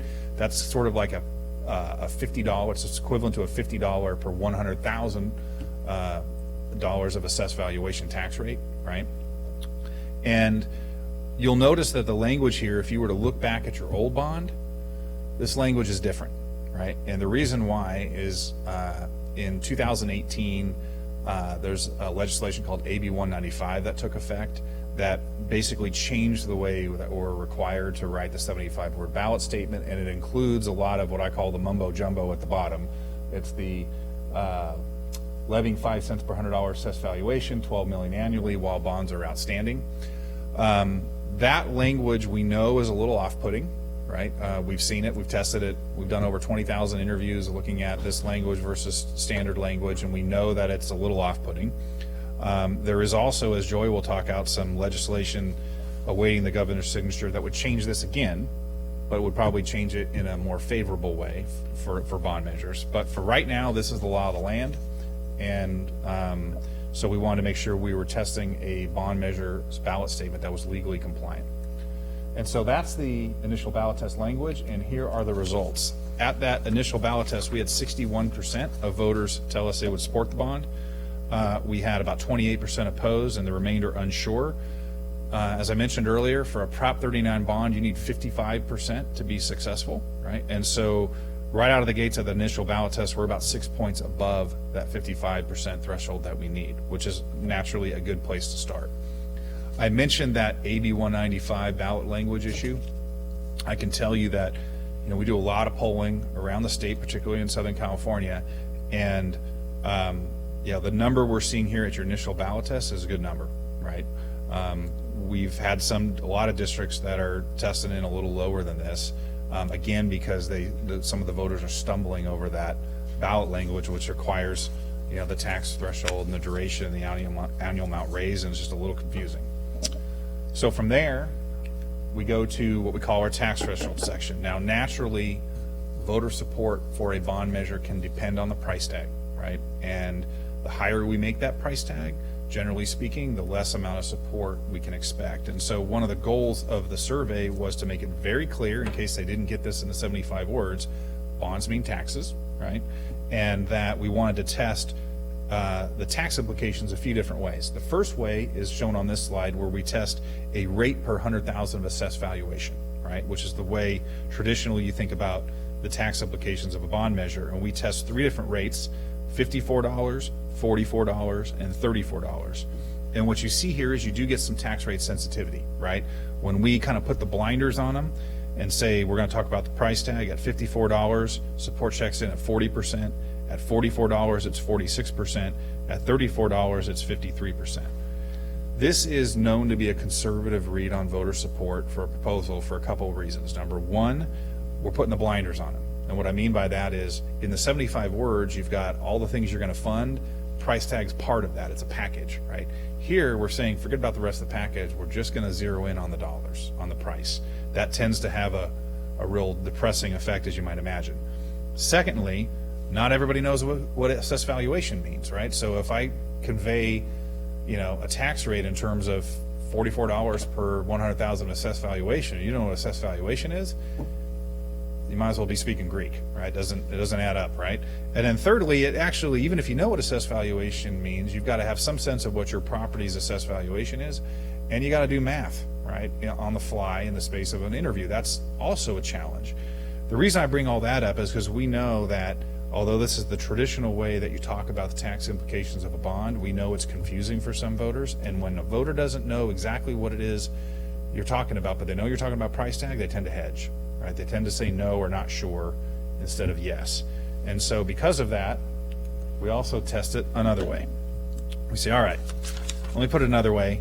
If you knew that this measure would cost the typical homeowner about $127 per year, would you vote yes or no? The $127 a year is that $54 tax rate that we saw on the last slide, multiplied times the median assessed valuation for a residential property in your district. That's how you get $127 a year. So it's what the typical sort of middle of the road property owner would pay if you were to put this measure forward at $54 tax rate. What you find is that when you do the math for folks, you get a better reaction, right? They understand what's going on a little better. So when we tested a $54 tax rate, we had 40% support.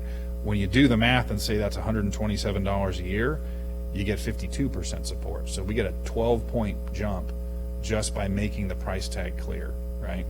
No, can I ask a question? Mm-hmm. The people that you were surveying, are they within this medium homeowner's price? Yeah, well, because we're about 200,000. The median's the middle, right? And so technically, half are above and half are below, right? Is the way. And you're estimating that we're about $250,000 in assessed value? Yeah. So if you take 127 divided by 54, you get about 250, and that's a hard number. That's a known number. What your median assessed value is for residential property, because keep in mind, assessed value is usually well below market value, right? Because a lot of people who purchased homes a long time ago, like my dad, right, has a house that has a market value here and pays very little taxes because his assessed value hasn't grown since the early 70s.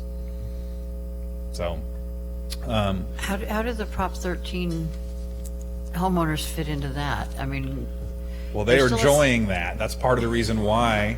It's part of the reason why your assessed value is so much lower than your market value, right? Because you're only allowed to, Prop 13 will only allow them to increase your assessed value by like up to 2% a year, right? Right. And clearly, market values have exceeded 2% for a long time, except for when we go down, but generally speaking, they go up.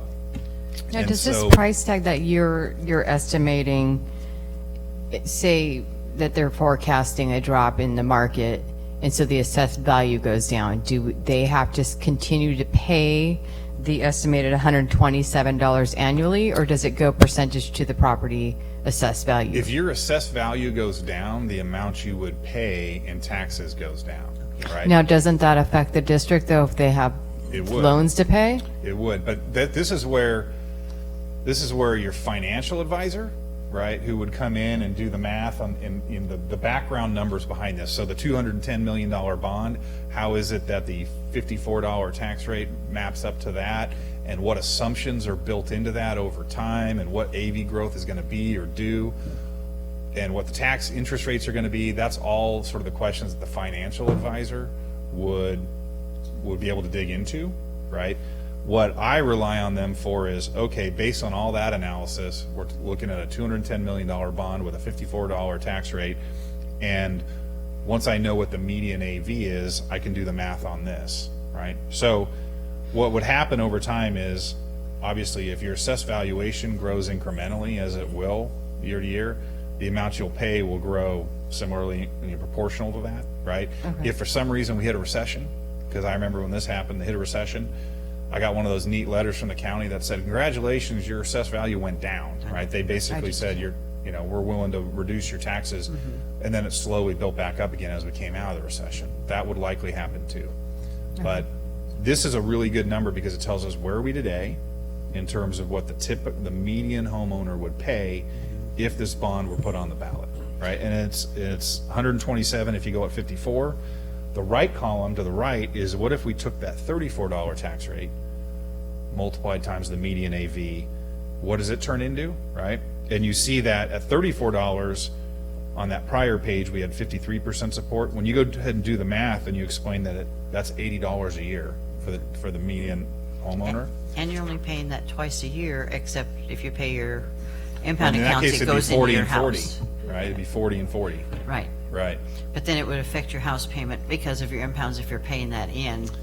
Yeah, So they do would- we? they would adjust. Do we push that into the explanation too to the people to get them to, or not?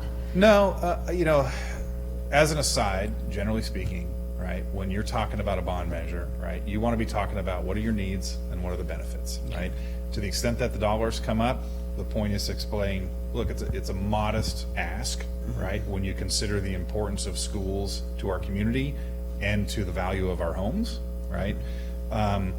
You don't have to get into the whole notion of, well, if you've got an impound account, it's this, Occasionally, I have seen some campaigns where, especially because seniors tend to be a disproportionately large group of likely voters, right? And they oftentimes are sort of aging in place. They've had homes. They're the prime beneficiaries of Prop 13, right? And so they have these really low assessed values. I have seen some times where a campaign might target them and say, by the way, the median homeowner is paying 80, but your tax increase is $17, right? Because why? They have such a low assessed value, they're just really not gonna, they're well below the median, right, is the point. So Tim, this is basically, this slide here is just a messaging, like another test that you did on, so you can explain it to people.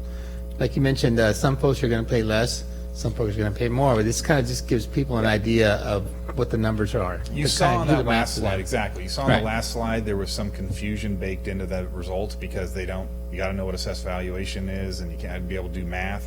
Here, we just tried to simplify it, and the best way to simplify it is to say, all right, if the most typical median property owner is going to pay $127, or the typical property owner is going to pay $80, how do you feel about that? That anchors it for them. Then they can go, well, I actually think I'm pretty typical, or maybe I'm above, but at least I kind of get a sense of what this translates to in terms of cost, right?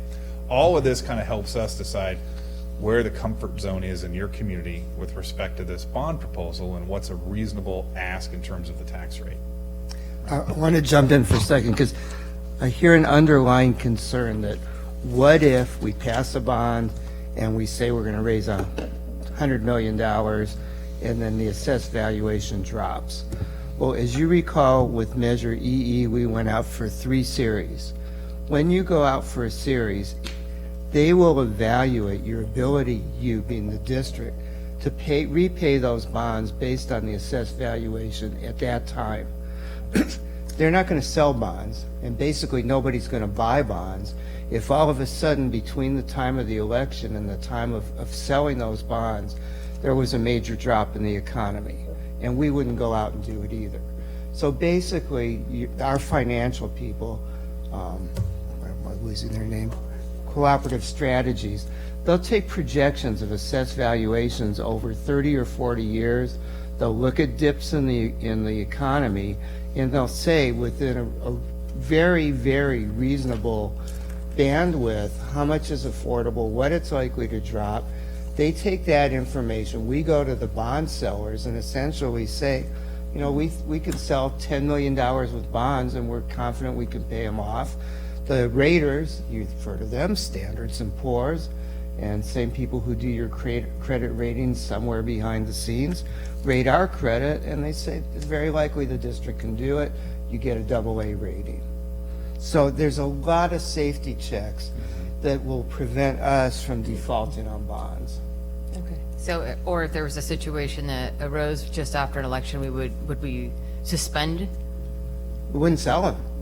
We just wouldn't sell them. Okay. Because we have the authority to sell them doesn't mean we have to sell them. Okay. Or we would. I mean, we would only do it if the bond market, which means the economy and our assessed valuation, are strong enough to sell them. Gotcha. Can you also, I want to make sure I'm understanding where you have the definitely yes at 127Q5. Explain what that is. It's yes. If somebody's definitely yes and willing to pay $127, I'm confident that they're willing to pay 80, right? So we don't have to ask them the next level. Oh, so we okay. roll them, we skip them past that question because I can assume they're a yes Okay. at 80. Anybody else, we went ahead and asked the $80 figure. Perfect. as Okay. well. That's all. Thank you. Yeah, sure. I have a question. Mr. Duchamp, on the other hand, why aren't these more attractive? Because they have a tax advantage and they're guaranteed. They are to bond buyers. Yeah. that's Yeah, what I'm oh, they are. When we hit saying. the So market, we wouldn't worry about that. no, they're going to buy them if we've priced them properly and we're if we are a financial risk, they're not going to sell. But, you know, we're not in the junk bond business. We're in the very, very high-quality tax advantage business. And right now, as a matter of fact, when you've got interest rates on a bank account under 2%, 1%, municipal bonds people love to buy them. That's what I'm saying. Yeah. This is a critical time to be Yeah. putting it out. Right. Because of those years. Bond market is pretty healthy right now. How does the housing market, if it's not selling, how does that affect us? I mean, are more homes open up just sitting there? We're still getting, hopefully, our tax money. Well, I mean, so On the if one the side. general, I mean, what we experienced, if you're thinking about the last recession, was, unprecedented in a lot of ways because we went from a red hot market that everyone probably agreed at the time, for the most part, I did at least, and in hindsight, certainly everyone agrees that things were overvalued, right? People were getting way more for homes than they were probably worth, right? The assessed valuations climbed with that, right? So everybody enjoyed that. And then when the market tanked, what you realize is a lot of that AV growth was gone, right? And because it really shouldn't have been there in the first place, right? And we landed with a thud, and then it slowly is built back up over time, right? If things slow down, right, in the market, then you won't have as much AV growth as you've had. Or let's say we get into a little bit of a recession, and let's say housing prices drop a little bit and some people turn houses, it might go down a little bit. I don't have a crystal ball, but I don't think that the conditions that led up to the crisis that we had in the last recession are present now, right? When people talk about a recession, remember, a recession means just no growth, right? It doesn't mean the bottom falls out like it did in 2008. Let me throw in a couple other things, because this is a complex analysis that our underwriters do, our financial analysts do. Basically, when you go to sell bonds, you set a limit on what that bond limit is. So Measure EE was $144 million. Now, if we were to have the same evaluation, which was $54 and something like that, we actually could sell $200 or $300 million in bonds. But we're locked in at what we said we're gonna bond. We can't take advantage of that, nor should we. So it's a very conservative approach to pricing. So with Measure EE, even as the market fluctuates, we're on a stable line right through it. And I'll just give you a concrete example of my house. My house I bought in 1989 for $185,000. That's what the assessed valuation has remained. Well, it's plus 2% per year. So even in 2006, as the recession hit, I was below that. My taxes never went down. And so probably half your taxpayers in the district or more are at a very stable base that we're never going to penetrate unless there's a Great Depression, and then the least of our problems are going to be school bonds. So the market's very conservative, even with municipalities that tend to be very high credit ratings. So what we're doing here is we're measuring something else, which isn't so much our ability to bond, but our citizens and our voters' sensitivity to how much they want to pay. It's a much different kind of metric. So Yeah. So after the tax threshold section, we get to our projects and improvements section of the poll. And what we're trying to do here is twofold. We are now going to start to educate this respondent more about the things that you could do with this bond, right? Should it be successful, right? In that 75-word ballot statement, we only had 75 words to describe what your proposal would do. Here we get to unpack it into this list of various projects, and in that way we're giving them a better idea about what this bond is about. The other thing it allows us to do is to understand, hey, of all the things you're considering spending the money on, right, how do voters feel about those? Which of these are their priorities? And is there anything in this list that's an anchor? And what I mean by that is voters don't like the idea of raising their taxes for it. If you put it in your project list, it's going to weigh down support for your bond. The first thing that jumps out of this page is there are no anchors, right? There's not any item in there that had less than 70% of voters say that they would favor spending some of the money on it, right? So everything gets a warm reception. There are some things that sort of gravitate towards the top there, as you can see. Basic repairs to your facilities, number one, right? Roofs, plumbing, electrical, where needed, right? Removing hazardous materials like asbestos and lead paint from older school sites. The reality is when you start cracking into some of those older schools, you discover these things, right? And it's important that you have that as one of the things you can do with your bond proceeds to fix that. Voters see the need. Obviously, that arguably is your number one, right? Because look at the strength of that dark green bar there. Keeping computer systems and instructional technology up to date, right? Just making sure you're staying up with the times. Safety and security, right? ADA improvements, STEM, right? All of those items right there are testing with 80+% of your voters say they would like you to spend money on that. The neat thing about this list here is that it gives you a lot of flexibility. Remember we talked about the idea behind having a measure that is attractive to your voters is understanding what their priorities are and how they overlap with what your facility needs are. What this tells you is, look, you've got a lot of overlap, right? There's not anything on that list that you would need to spend the money on from your perspective that they think's a bad idea, right? So after the projects and improvements section, we get to the arguments section of this poll. And the idea here is that if you as a board choose to place a measure on a 2020 ballot, there will be an election cycle, right? And there's going to be discussion and debate in your community about this proposal.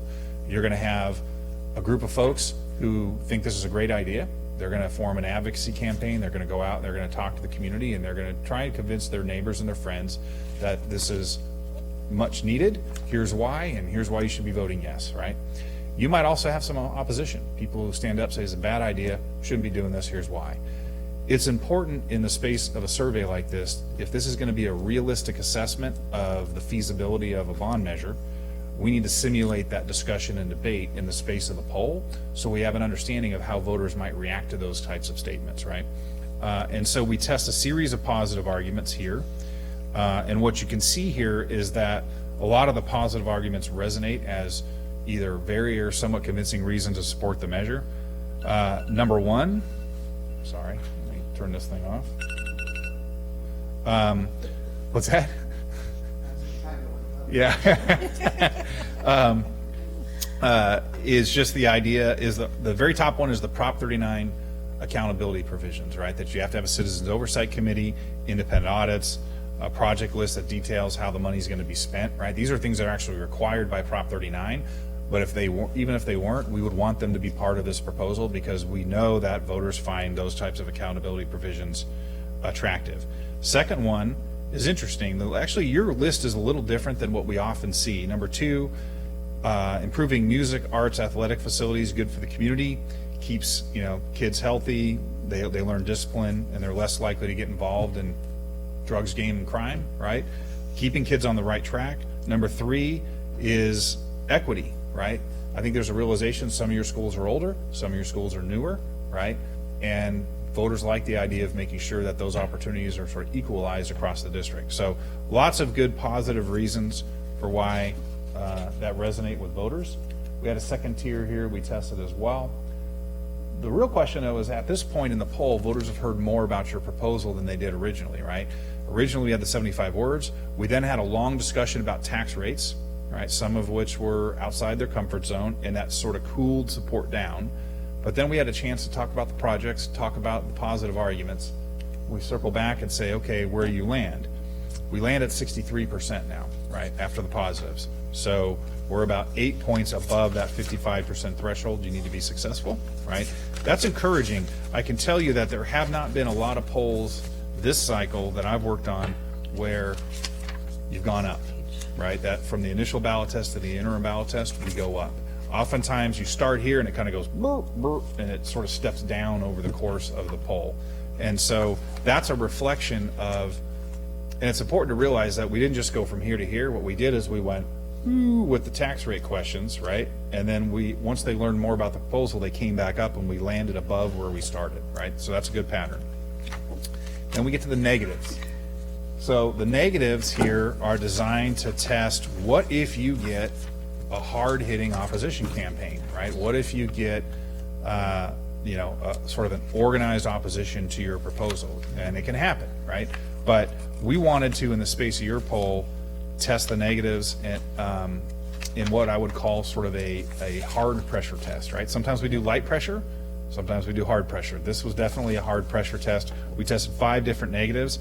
You can see that in these negatives, we are going for the throat, right? We're not pulling any of our punches. Number 1, don't be fooled, okay? Including interest, this bond will cost taxpayers about $400 million and will take property owners 35 years to pay off, right? That's a hard-hitting negative argument. Number 2, people are having a hard time making ends meet with the high cost of living, especially seniors and those on fixed incomes. Now is not the time to be raising taxes, right? So my point in pointing those out is that we're not soft pedaling this, right? We're actually trying in the space of the poll to reduce voter support for your proposal by simulating this sort of high pressure test. And you can see some of the negatives get traction, right? And in fact, what we find is after that hard pressure test, it knocks us down to 53%. So don't be too alarmed by the 53 because again, we went heavy on the pressure, right? We were trying to see how far we could drive it down with those negatives. But remember, we need 55. So we're still, even after hammering those negatives, we're still within 2 points of that 55, which is where we need to be successful. So what does all this mean? I'm going to circle back first to that question I mentioned at the outset as sort of the overarching motivator for why you do this research, right? Is it feasible? Meaning if you as a board place this measure on a 2020 ballot, does it have a reasonable chance of success? The answer to that is yes, with certain conditions, right? And I'll talk about the conditions here in a second, but first let me talk about the positive things we see in this poll that lead me to the yes part, right? Number 1, we saw that improving the quality of education in local public schools was in the top 2 issues that were facing the community, right? And much more important to voters than preventing local tax increases. That translated into sufficient natural support, right? You need 55 on election day. That initial ballot test checked in at 61, so 6 points above. That's a great place to start. We saw everything that you're thinking about funding that we tested was positive, right? We had 70+% of voters for every single project that you tested say that they would favor spending some of the bond proceeds on those projects, and we saw that you got positive arguments that resonate with the community. So those are the sort of pieces to the puzzle that we want to see in place for a bond measure to have a reasonable chance of success. And so I definitely think that, you know, you've got a good shot at this. Now, having said that, there's some observations and recommendations. This is the with certain conditions part, right? First thing I want to point out, though, is it's important to keep in mind that a poll like this is not a crystal ball looking forward on election day and saying you're getting 61 or 63 or 53, right? It's a snapshot in time. And the reason I mention that is because what determines what happens on election day isn't what your poll says today. It's everything that happens from here forward, right? And it's a reminder that we've got to make real smart decisions about how you sort of create and structure this measure so that it's well aligned with the type of measure your community is interested in supporting. And you got to put the work in, right? You got to be able to get out and expand that conversation with the community and help them build awareness of what your facility needs are and ultimately build support levels for your proposal. And so under the sort of category of smart decisions, there's a few in here. One, price tag. It's really important that you keep it in voters' comfort zone. This is probably going to be the most difficult question or issue that you will wrestle with anytime you're putting together a bond measure is, all right, where do we price it, right? Because there's a direct relationship between, you know, the more you make it, the more revenue you get, the more you get to build and accomplish what you want, but also generally the more risk you take on because, you know, the higher the price tag, all other things being equal, the lower the level of support you tend to see. We're not ready to put a number on that yet, right? But you're gonna need to be thoughtful about that, look at your facility needs plans. As you get out into the community, you start talking with them more, you're gonna get some more feedback. You're gonna zero in on a number that you think is the best balancing point, right? And we'll help you with that, but it's gonna be important that we pick a number that we think isn't going to sticker shock your voters and cause you to not be successful on election day.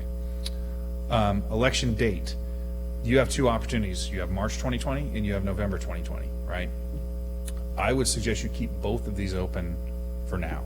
And what that means is you need to be proceeding with March 2020 in mind. Filing deadline for that is December 6th. That means you've got to get up and get moving, right, on some of these other items in terms of reaching out to the community and doing outreach so that you are prepared to go in March, right? You always have the option to punt to November if for some reason as you get closer to that filing deadline you decide we need more time, there's something about March we don't like now. You always have the ability to punt it to November. But if you plan for November, you will never be ready to go in March, right? And it's really, I think as an election, March has some desirable properties that aren't shared by November. And so if you can get ready to go in March, that's advisable, right? In terms of project priorities, although voters were supportive of all the potential uses of the funds, the things that you see here were sort of top of the list. You want to make sure that these are centerpieces of your project list and are well reflected within your 75-word ballot statement. And then finally, district communications. This is critical, right? If you're going to take the step of placing a measure on a ballot and asking voters to make a decision, it's really incumbent upon you as a public agency to inform them about the decision you're asking them to make. And I can tell you that an uninformed voter is far less likely to be a yes voter because they don't know what it is you're asking them to vote on, right, than somebody who has the facts, right? And so your role as a district is not to advocate up or down. You can't do that with public dollars. But if you help inform them about what your facility needs are, right, and what this bond will help accomplish, that's going to go a long way towards giving them the information that they need to be well informed on election day. So that is the end of my presentation. I know Joy has one behind me, but let me pause here and see if there's any more questions about the polling. I have one question. You're recommending that possibly March would be better than November, and because November would be a presidential one, do you think that it would be lost in it? Or because of the situation with the presidency and the controversy and everything, it might be a better time we know people will go to the polls. Mm-hmm.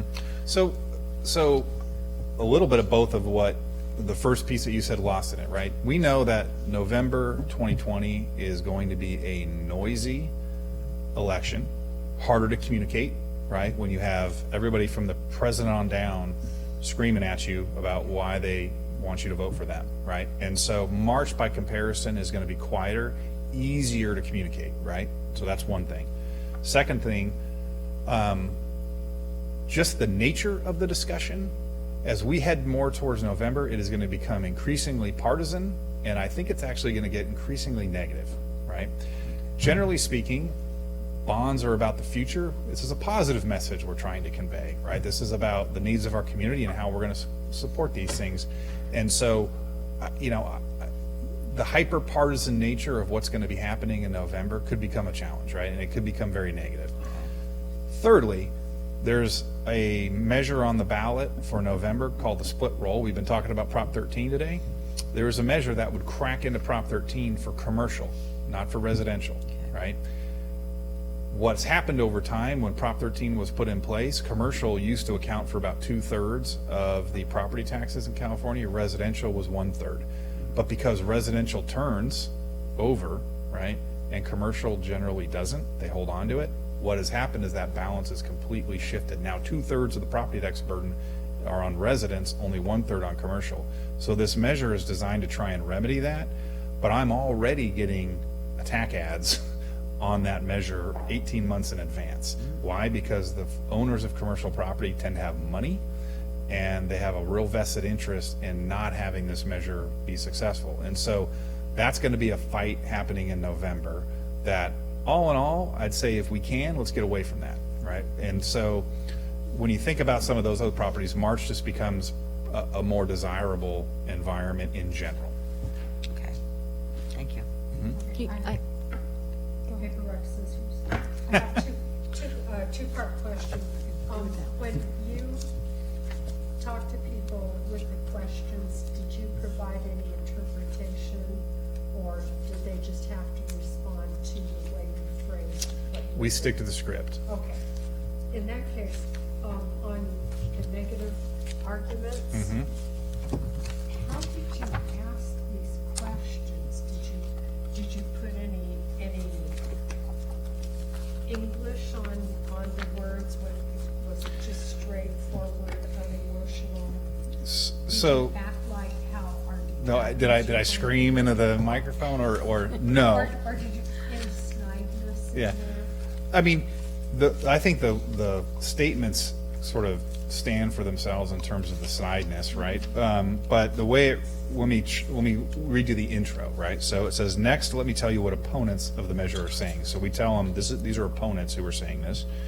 Opponents of the measure say blank. You insert that argument. Do you think this is a very convincing, somewhat convincing, or not at all convincing reason to oppose the measure?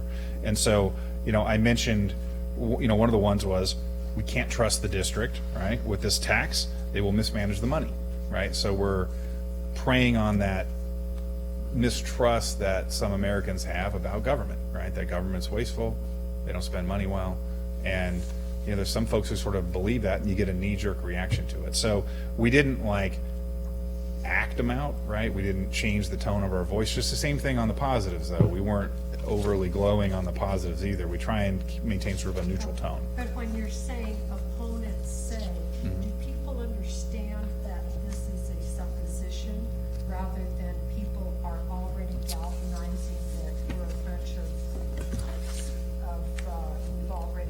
we're spending money on our retirements and Mercedes?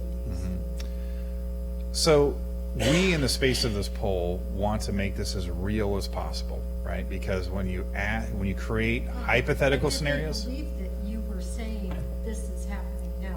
what we said is, supporters say this, opponents say that. So we're not saying they may say, or they may say in the future. We're saying they say this, they say that. But, so you're saying that implication is that I am telling you true statements right now. Correct. And how do you know, but how do you know those are true statements? I don't know they're true statements. But you're presenting them as true statements. Okay, if I can explain the methodology, I'll show how it works. I'll stop talking. Sure. So, again, this poll was designed to tell us what's likely to happen during an election cycle if somebody starts encountering these arguments, right? What we find is if you say opponents may say this or supporters may say that, you create a hypothetical scenario. It's not necessarily real, and you get hypothetical answers from respondents. And so we want to make this as real as possible. So we're sort of making it as if this discussion is happening, because that makes it more real, and we tend to find that you actually get more realistic answers Because to you're those first. questions. Yeah, Okay. You're forgiven. thank you. You know, I have a couple questions about what your observations and recommendations are. You know, with the elections coming up and new governor in House, where there's a lot of other bonds that are coming to the table that will be on the ballot. I mean, is part of your recommendation based on that?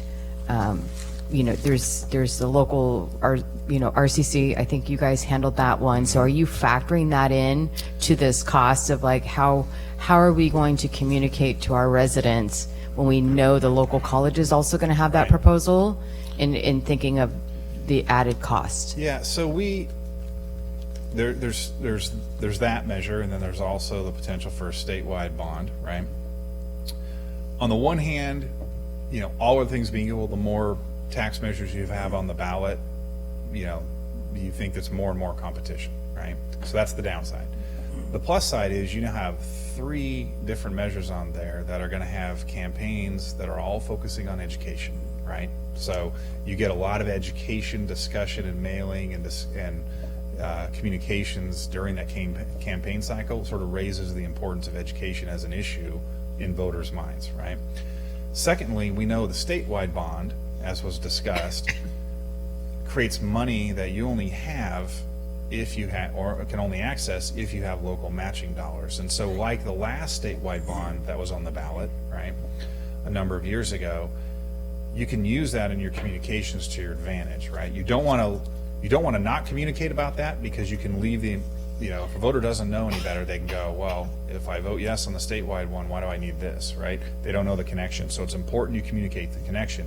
But you're able to message that, look, in order to get our fair share of those statewide dollars, we need to have our local match. So you can kind of turn that into a positive for your measure, right? You always just want to be mindful as we go forward and think about, okay, what messages are out there related to some of these other measures? What messages are we trying to convey, right? So I don't see it being, I mean, I've certainly worked in a lot of situations where there's a community college bond on the ballot and there's a USD bond on the ballot, right? I've even worked in it where you've got 3 overlapping bonds. You just have to be mindful in terms of your communications. Can I also just answer that too? Joy Tatarka, I've been here before, hello, with TBWB Strategies. And we've worked in a lot of districts where there are those overlapping bonds. And we also did our own analysis in-house where we looked at when there's multiple taxes on the issue, right? Sometimes it's even city taxes on top of a school bond or other types of, you know, public finance measures on the ballot at the same time. And what we found was that, there is this theory that people, they say yes to one and then they start saying no. But that's not actually what we've seen across the state, and certainly not what we've seen in Riverside. People are making decisions based on the values that they have in that community, right? So they're not voting yes at the top and no at the bottom. They're making decisions based on the things that they care about. And oftentimes, as Tim just said, if there's a shared conversation about education, that just helps boost everyone up. But if someone is out there and they're not doing their education, say they're, there's those stacked measures, and one district, people are saying, well, we don't really trust them. We don't think they've done what they've done in the past. Maybe they've made mistakes in the past, and voters are not sure whether they trust them or they trust the projects that they're doing, then that's when they fail. But it's not because they're stacked at the bottom of a list of other things on the ballot. It's because they just didn't do a good job communicating and their voters didn't trust them. So it was very interesting to me to see that overall analysis in our office, and I just thought that might be helpful to answer your question. Thank you. In addition to the RCC, there's going to be some environmental bonds, and that's why I'm just trying to think this, as you said, it's stacking. I know there's going to be some water and some clean air initiatives out there, and you just start looking at a local little city, we're going to have 8 bonds that we're voting on. Well, normally you also see that voters behave, first of all, the closer it is to their community, the more likely you're going to get the yes vote, right? In other words, if I'm a voter and I'm thinking I'm not going to vote yes on everything, I'm probably more reluctant to vote on something statewide or regionally or county, right, than I am on something that's directly involved with my local community. We tend to find that, right? I'm going to give you the Joe voter analysis. It's not the Joanne voter because she's smarter than the Joe voter. So let's assume hypothetically RCC puts a ballot measure out and we do. The no voters are going to be the same no's for either one. They don't want to pay more taxes. But if I go out because I want the school district bond, chances are I'm going to get a lot more people that are more focused on that, and it's going to be additive. So if I'm Joe voter on the street, I'm not going to vote against us because I like RCC. I'm going to vote against both of them if I don't like bonds. And the other thing, and it'll be part of our education thing, the state level bonds don't increase people's taxes. No. Yeah. I just wanted to say, I think I may have shared this with the board. The state bond is polling very well too, and maybe I can forward you some of that information. And as Tim mentioned, I think we don't have access to that unless we have our own bond. And I've talked to Dr. Hansen about this too for the messaging. But I do have a question, Tim, for you. So 53%. So you have 100% success rate, right? Where does 53% fall in your entire district? Like, what other? So you kind of have to draw a line before and after AB 195, right? Before AB 195, which took effect in 2018, right? Districts around the state and in Southern California were getting more positive poll results. Why? Because they had more friendly ballot language, right? Ballot language that didn't trip voters up and confuse them, like we're seeing with AB 195. Since AB 195, every district that we've worked with has had poll numbers that are softer than you would have expected, right? Why? Because it's a reflection of that 75-word ballot statement. And so I have plenty of districts that have gone to the ballot with numbers like yours where, hey, your initial ballot tests and your interim ballot tests are solid. Your final ballot test after the hard pressure negatives, a little below 53, a little below 55, with an AB 195 ballot statement. Those are numbers that don't say stand down, right? Those are numbers that say, okay, a couple things. One, we did a hard pressure test on the opposition, right? Well, not that we can control the opposition, but you can certainly do some things to reach out and try and get a sense of, are we really going to get much opposition? And secondly, if we do, sometimes you can diffuse the opposition just by having conversations with some of those individuals, right? And so there's that. Secondly, voters are reacting to that 75 words in the space of this poll without having any other sort of communications from the district to this point, right? One of the things we've also discovered about AB 195 is that in the space of a poll, they pay a lot of attention to it, and it tends to give you a little conservative read, right? Because they're looking at, if you do a good job communicating to voters in advance of that election day, right? And so they know what your needs are, they know there's a measure on the ballot, they have a sense of what it's going to accomplish. They're going to get into the ballot booth. They're going to go, all right, I already know, let's call it Measure A. I already know Measure A is there, and I'm going to vote yes, right? And so they get in there, they look down, they see it, well, that's Measure A. They check the box, right? Because they came into it with an idea about what this measure is about before they confronted that 75-word ballot statement, right?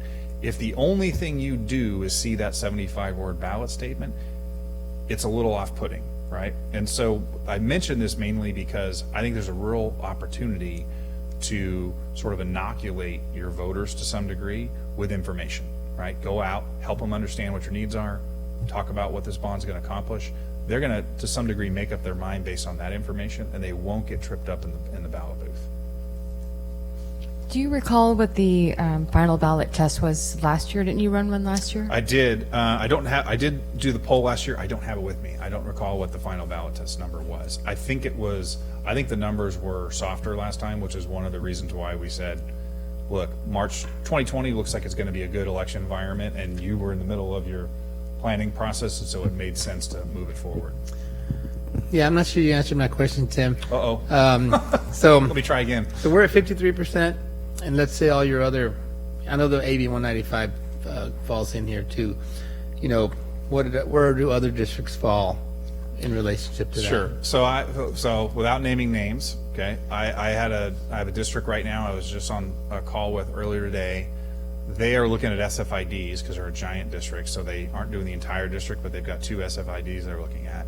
What are those? School Facility Improvement District. And so if you're not going to, this allows them to sort of isolate a portion of their district, right, and only do the bond there instead of their entire district. So they had 2 of them. One was started out at 53, got to 55, went back down to 53. Okay, so they at their high water mark, they barely touched 55 and came down, right? The other one they had started a little above, like 56, went to, I think, 59 and landed at 56, right? Something like that. The second one is one that we're go on, and because they stayed above it the whole time. The second one, the first one, is a toss-up for them, right? Because I told them, the thing I really like about your numbers are, you start at 61%. You heard all the ones I just described, nobody started at 61%, right? So you're starting high, and even after the tax rate discussion at the interim ballot test, you're still high, right? I've had very few districts that I've worked with this cycle where the initial and the interim ballot test are above 60, right? I've had a lot of them in the high 50s. Welcome to AB 195, right? The 53% ballot test is something to be mindful of, right? But I don't want you looking at that and saying that's where we're landing. And at the end of the day, right, I mentioned my track record. Right? I'm not in the business of putting clients on the ballot when they have no business being there, right? I want to make sure you've got a good, solid chance at being successful. Yeah. I think these numbers, as long as you do what you need to do, I think you're going to give yourself a really good shot at being successful. Okay, thank you. Sure. I may also mention that Lake Elsinore had a similar pattern to what you did, and both Tim and I worked with them. So, right, they started higher, their numbers kind of went up, and then they had a kind of a crash after those negatives. But what we had was a very informational period with the district. They had a campaign committee that went out and did work, and they really ended up right where their interim ballot test numbers were. So you can't just look at that final number and say that's the number. Yeah, It's just giving you an idea of, the good and the bad. okay. So I have a couple slides, unless, I'll just I kind have a question before you start. Yes. From your research, what percentage of our district is homeowner, and with how much is renter? that should be on Tim's file, yeah, I think we've got, I want to say it's like 70-30, but. Okay, that makes me feel good. Homeowner on file was 62%. 62. 62% are homeowners, 38% were renters. There you go. 38 were what? Was what? The 38 was what? Renters. Rent, okay. Yes. That's what I was trying to ask earlier, but I think I didn't put it to him right. Got it, yep, got the answer. Forward, right?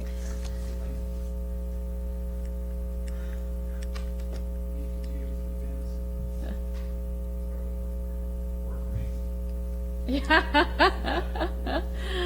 So the first thing, yes. Tim alluded to this earlier, the AB 195 requirements and what that added to the ballot question. And what that added to the ballot question was the estimated annual tax collection. So when it says how much it's going to raise annually, it included the addition of the tax rate and then the duration. So that's the, $30 or 5 cents per 100 of assessed valuation. And then, how much it's going to raise annually, $10 million annually, the duration for as long as bonds are outstanding. And, as he said, when people go in and they're trying to make a decision about whether to vote yes or no, that's a lot of information to process, and it's a lot of math to do, or when you get that call on the phone. And so there's been a lot of debate around the state that this kind of happened very quickly, this requirement. It wasn't something that was required before, and it kind of got pushed through on the state level pretty quickly, and no one really knew the consequences and hadn't really thought about what that would look like as ballot language. And you all saw what was tested and what it looks like.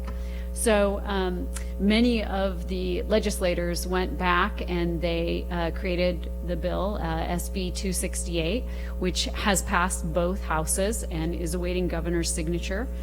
He has until the 13th to sign it. I believe it's the 13th of October, if I'm not mistaken.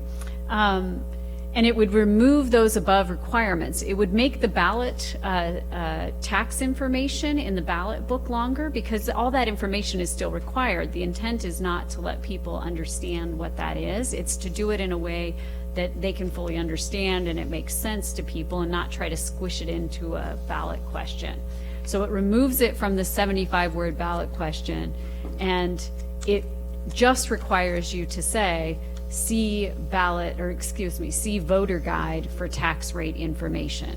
So that's all we would have to include. We'd say, shall Harupa Unified, levy or pass a $150 million bond at legal rates, just like we did for Measure E. It would be the same language, except for we would have to write, see voter guide for tax rate information. And we think this is less confusing for voters. It's a better opportunity. I think that is one of the things that we all consider as we look to March or November, is will the governor sign that? I do think it helps when people see that information over what they currently face when the ballot question is written as it is. So just something to keep in mind as you're moving forward, and something we'll be working with the staff on as we find out whether the governor ends up signing it or not. Oh, wrong way. So this kind of takes a look at the March 2020 bond planning timeline, and I apologize. Oh no, I guess the date is on there. It's just really small. So, right, we've just finished kind of that feasibility period, and you're at a point where you're kind of ready to say, yes, we should go forward and keep doing communication so that March and November are available to us, or as a board you could also decide, no, this isn't the right time, we want to wait. So we're kind of at that period where you're ready to make that decision. If we did move forward with communications, the next steps are kind of those two dark black spots on the timeline. Building consensus. That means going out and having the conversation with the community, talking about the projects you've completed, talking about the needs that are at all of your schools, and talking about the projects that would be needed at those schools. And we saw all of those were very desirable in the poll by your community. Honestly, I rarely see every single project above 70%. In fact, I'm not sure that I've worked in a district in Riverside County where every single project was above 70%. So clearly these are things that your community is desiring, and it's good for us to go and talk about those things. The second piece of that is building that strong measure. That really is, as we heard from everyone else, working with your financial advisor, finding the right tax rate, the right bond amount, all of us working together to make sure that whatever ultimately goes on the ballot is right for the community and right for the district. To qualify for the March ballot, you will have to call for the election and deliver a resolution to the registered voters by December 6th, which means you could take advantage of your November board meetings to look at a resolution and then adopt the resolution, so long as you can meet that December 6th deadline to deliver it. If for some reason December, that March deadline, we decide we're doing those communications and March doesn't look good, you have until August 6th of next year, of 2020, to call for the election to be eligible for the November ballot. So there is still plenty of time. You guys are right on track for a March election. I know it seems right around the corner, but this is really where we are with most of our districts who are looking at March elections. They're following a very similar timeline. Once you call for the election, that's when the advocacy campaign comes into play. So that group of individuals who will take up the vote yes on this measure will be formed, much like they were for Measure EE again. So similar process. Still the wrong way. So there we go. So what would be the immediate next steps if we were to move forward? We would work with your staff here to develop public information messaging tools, talking points, frequently asked questions, any PowerPoints or other communication materials regularly used by the district, so that we can communicate out with parents, with community members, and make sure everybody understands what it is that you're thinking about doing. And as we move forward from September and into October, and note that November date, we'll begin working on internal communications with staff and parents, and then move out to external communications with everybody else in the community, right? We want to make sure that all of your key stakeholders understand what's going on and what the district is thinking about, and ultimately that'll help you feel confident about moving forward with a potential March measure. So those are my 3 easy slides, but I'm happy to answer any other questions you might have. Is there anything that would keep you awake at night about us moving forward with this? That's a good question. I always have people who keep me awake at night. And why? And why? I think that, the things that we would be doing in October and November is really making sure that we're having that dialogue with your community, making sure that we understand, are there any places that there is opposition? I mean, that's what, if there's somebody out there that says, gosh, we would love to help you, but you need to wait for these 3 reasons, those are things we have to consider. I think having this time frame and taking advantage of the process is really important. So what would keep me awake is if you said, well, I don't really think we need to worry about talking to anybody. Let's vote next week. That would keep me awake, because I would say you're not taking advantage of the time that you have to really make a good decision about when to move forward. Maybe I should have asked Jay. Tim? Tim? Tim, sorry. What were your gut feelings as you talked to people? How did they treat you, aside from you calling on the telephone? But did you get any, what was your sense of, this is a hostile environment, inviting, a reasonable? Well, if you listen in on the call, you will get the full gamut of time, right, depending on who you're talking to, right? There's plenty of people who love And what kind of mood I'm in, yeah. Right, and so, you get obviously some of those things. Tim, will you be doing me a favor and come up to the mic? Thank you, Tim. Sorry, I should have known better. You get the full range, right? And so when you're doing this type of work and you listen on these calls, you'll have some that go fantastic, and then you'll have others you're like, you never get off the ground with this person, and they're already, as soon as they catch wind you're thinking about raising taxes, they But overall good, right? And that's reflected in the numbers, right? The fact that you've got people who, obviously, if you've got 61% of voters to 63% of voters on those first tests who are willing to raise their taxes to support their schools, there's plenty of others who are still supportive of schools that may not want to raise their taxes, and that's why they're a no, right? And so, if you had a very hostile environment, it plays out in the numbers, right? And you don't. Well, you're asking a qualitative or a quantitative question for a qualitative answer. Yeah, but what I find is there is a relationship there, right? And this is important, though, because the other thing you want to, just because you have a couple bad calls, sort of like, I've seen it in action in board meetings and council meetings, right? Where you'll have a few people come up and they berate you about something, and if that's all you hear, you get the sense that, well, wow, are they really representative of the entire community? And what you find is no, for the most part, right? They have their own little axe to grind, and that's why you do surveys, to reach out beyond those people, right, and get a sense of what the entire community is thinking. And I also just want to reiterate what you said in the beginning, Tim, that your 95% confidence level. Yeah. Just wanted to kind of reiterate that for the board, that your scientific statistic model has a 95% confidence rate. Right. So, Well, since we're feeling means, I wanted to ask you, can we sleep with what you're telling us? Yeah. And I mean, are we, I don't want to go home and throw up. No, I don't, right? right? I mean, I would say there are times. I mean, both Tim and I also worked on the Paris High School district bond measure, and there were probably, right, their poll numbers were not this strong, and they knew they needed to move forward in order to build another high school, and they made that decision, and Tim and I were, we were a little hesitant, but we were like, we'll be behind you, but these numbers don't present a strong, and that would make, every night I went home and I thought, okay, what can I do tomorrow to make this good? And we worked incredibly hard on that bond measure, but I didn't sleep it well at night. Your numbers are much stronger, and we're in a good starting position, and so I think we can all go home feeling good about these numbers and sleep better. That's a big difference. So may I chime in on one thing?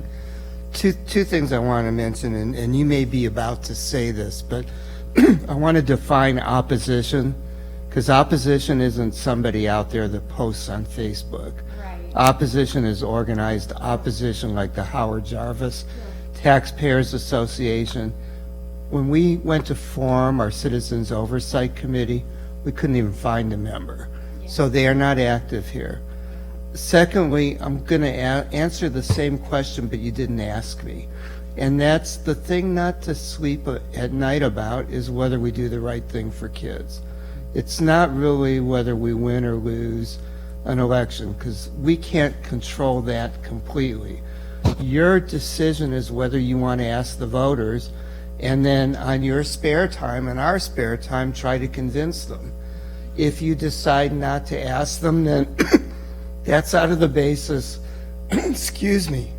We're not, it's not so much a statistical thing as what's right for our kids.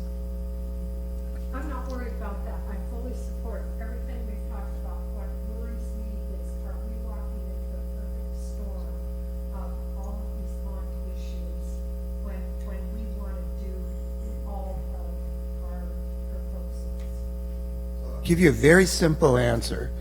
If we don't do it in 2020, there's 2022. If we do it in 2020 and lose, there's still 2022. And this happened before. We lost the bond election, and we came right back and won it. So, I mean, those same we can only do it in 2-year increments. So the fundamental question is, as a board, do you believe that going to the voters and asking them for the ability to tax them is the right thing to do or not? That's, I mean, I'm a fighter, so I'm going to go out there and do one way or fight one way or the other. So, I've always liked that. and I sleep pretty good at night one way or the other. So, I have a question. So once, I want to thank you for putting this together, but what is that next step, being the new board member? Is that you, as in the cabinet, will come up with what you would recommend that we're going to ask for in a bond? Is that the next step? so the real next step is for you to kind of nod your heads and say, keep providing us with information, and come back in November with enough information so you can make a decision, or can it? We're not interested. If, at this point, all you're really doing until November is you're kind of fishing, trying to see what's out there. We have the ability, and I wanted to add this earlier, that one thing that's very different about the district, even than the last time we went out for a bond, is we now have a fairly mature communications department. We reach every school through Peach Jar. We have an internet presence, and we can provide factual information between now and when you make a decision, and get a pretty good feel for at least how our community of education feels about it. And so I think that's what we're looking for, is either shake your heads and say, go do everything you can right now to bring us information in November so we can make an informed decision, or, gosh, we don't want to do this. We don't want to mess with this at all. So notice how I polarize the options here. I'd like to add something to what Elliot is saying, and I didn't think about it till just now. I come up for re-election in November. We might not know who we're going to get, and there might be opposition to a bond issue if we wait until November because I'm all for one. I'm not going to deny that. I came in when we went for the last one. We had already put it on the ballot for November. I came in August, and that was my goal, was to make sure that got passed. It wasn't only me, it was everyone else, but that was my goal when I came in. And coming to the board, I'd grown up in the district. I'd worked in the district. I knew what the schools looked like. I knew their conditions. I knew what needed to be done, because some of it hadn't changed since I was a kid in the district. And when that happens, coming from somebody who's in the district and knows, helps the public understand that we're not bluffing them. And I'm not the only one that comes up. I believe Robert comes up for re-election. Do you? No, I just got Sylvia? reelected this past November. Sylvia, I think it's Sylvia. Sylvia and I Sylvia. come up. So we have 2 board members that are going to be coming up, and we haven't had any problems with our board as far as with the public. I don't believe. I think they're happy with us. But if we try to put a bond issue on, someone might decide they're not happy with us too. And I think if we were trying to push it before, I think that would be I think we would have more of an opportunity to get it through, because we actually know. The new person is not going to know what's going on and what has been done. We know what has been done. We can attest to it. And I think all the things that we've done with the bond issue now, and they go back and look, well, my child's school hasn't been done, so I'm going to vote for it because I want my child's school to look like the other schools. Yep. So The other thing just to point out is every election cycle has a few challenges, right? There's always something else on the ballot, right, or that you're concerned about this time. It's possibly the community college bond, right? Other times it could be a local city measure, right, or something like that. There's a local candidate race that's, going to go out at volume, and we think it's going to create sort of an anti-tax feel or something. I mean, have you ever worked on one where, like, my God, I got a clean slate, right? It never happens. And so the idea of punting to try and find that perfect election, you will probably punt for a long time. I think actually Lake Elsinore is another good example on this, Yeah. where for one reason or another, they had needs, but they just couldn't quite put it together to pull the trigger and put a bond on the ballot. And I think they went a decade, Yeah, right? a decade, And yeah. before they finally did. And when they finally did, they won, right? And there were a couple other cycles they could have won. They absolutely could have won, but for one reason or another, they didn't pull the trigger. And so there's always going to be something on there that gives you pause. That's going to be the case in 2022 or 2024 or what have you. Plus, the other thing that makes 2020, I think, an attractive option is there is a lot of talk about this recession that seems to not show up, right? We keep expecting it historically. If you look at our growth, it should be here. It's not here, right? The longer we go out, the more likely at some point we're going to run into that, right? And so I'm pretty confident that right now, this administration is going to goose the economy as much as they can in the next year. I doubt we're going to see that recession in the next 18 months, right? I think they're going to do everything they can to keep this thing rolling. And so beyond that, who knows, right? Well, thank you, Tim, Thank you. Joy, and Brittany. Thank you all for being here. it just occurred to me that'll have an effect possibly. I think I'm very confident with all the results, and I think we should move forward and at least try to get on the March ballot. And so we have a consensus. We don't We're need still to missing. just say yes. Yes. Thank- Yes. No, we just we just have a consensus. Yes. Yes. I do have a question, Jake. You're not Jay. Tim. You look like a Jay. Do you have a brother named Jay? I actually thought about naming my son Jake. You're just So I'm going to be Jake for now. Do you think that the difference between the numbers that we need for the primary versus the presidential election, do you think that the primary really works for our candidate? I think there's a number of reasons why the primary is an advantage. So I think you need to, I mean, again, you don't have to make that decision tonight, and you always have the ability to slow down, but you should proceed right now with the idea that it's going to be March 2020, right? Yes, I understand that, but in reality, it sounds like March of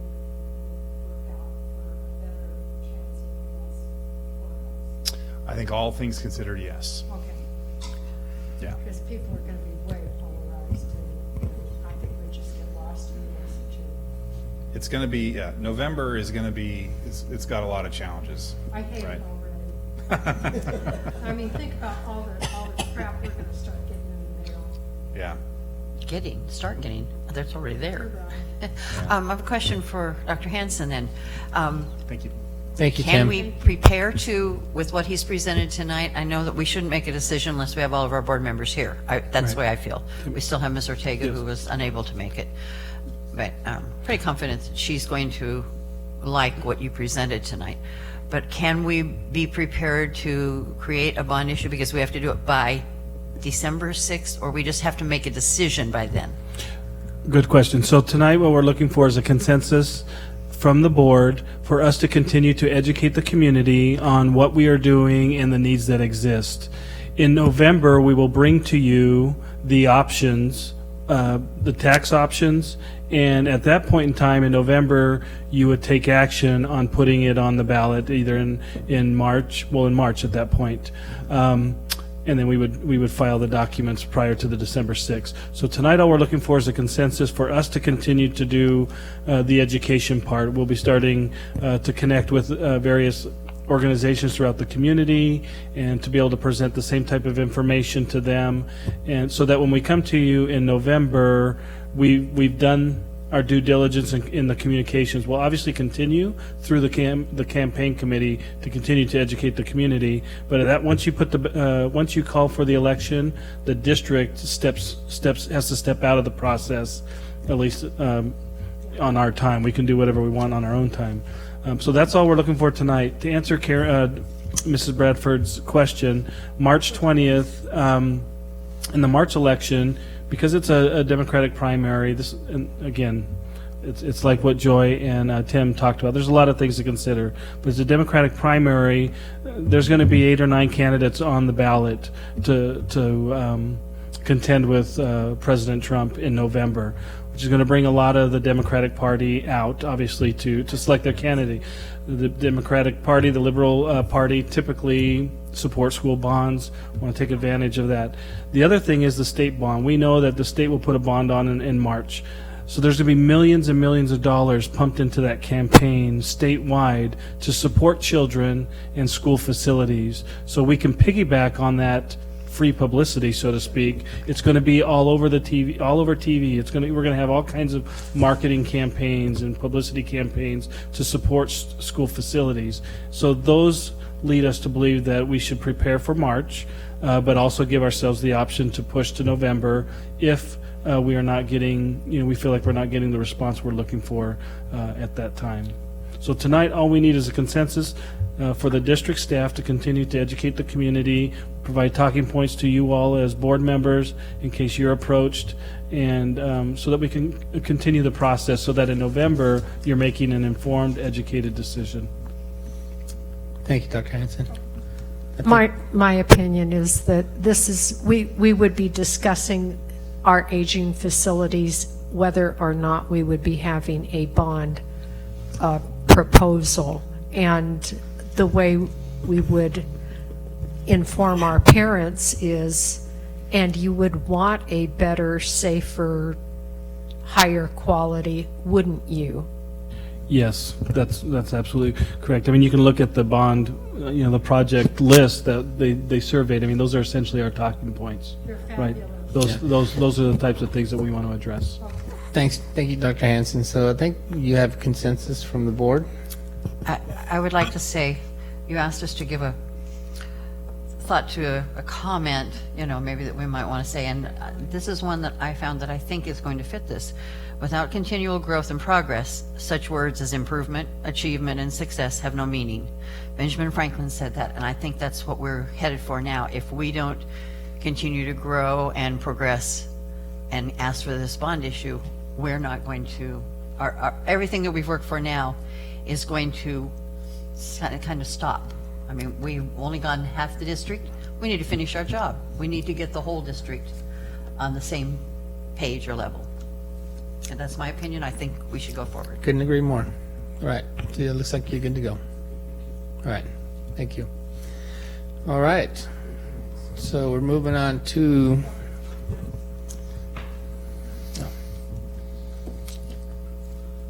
public hearing session. Thank you, Tim, Joy, Brittany. No, it's Jake.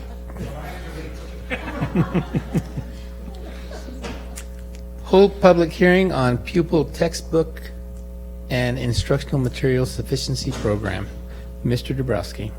Thank you. Annually, in order to receive the textbook and instructional materials funds, the board must hold a public hearing and then followed by a resolution certifying that there are sufficient textbook and instructional materials. So the board president should open the hearing.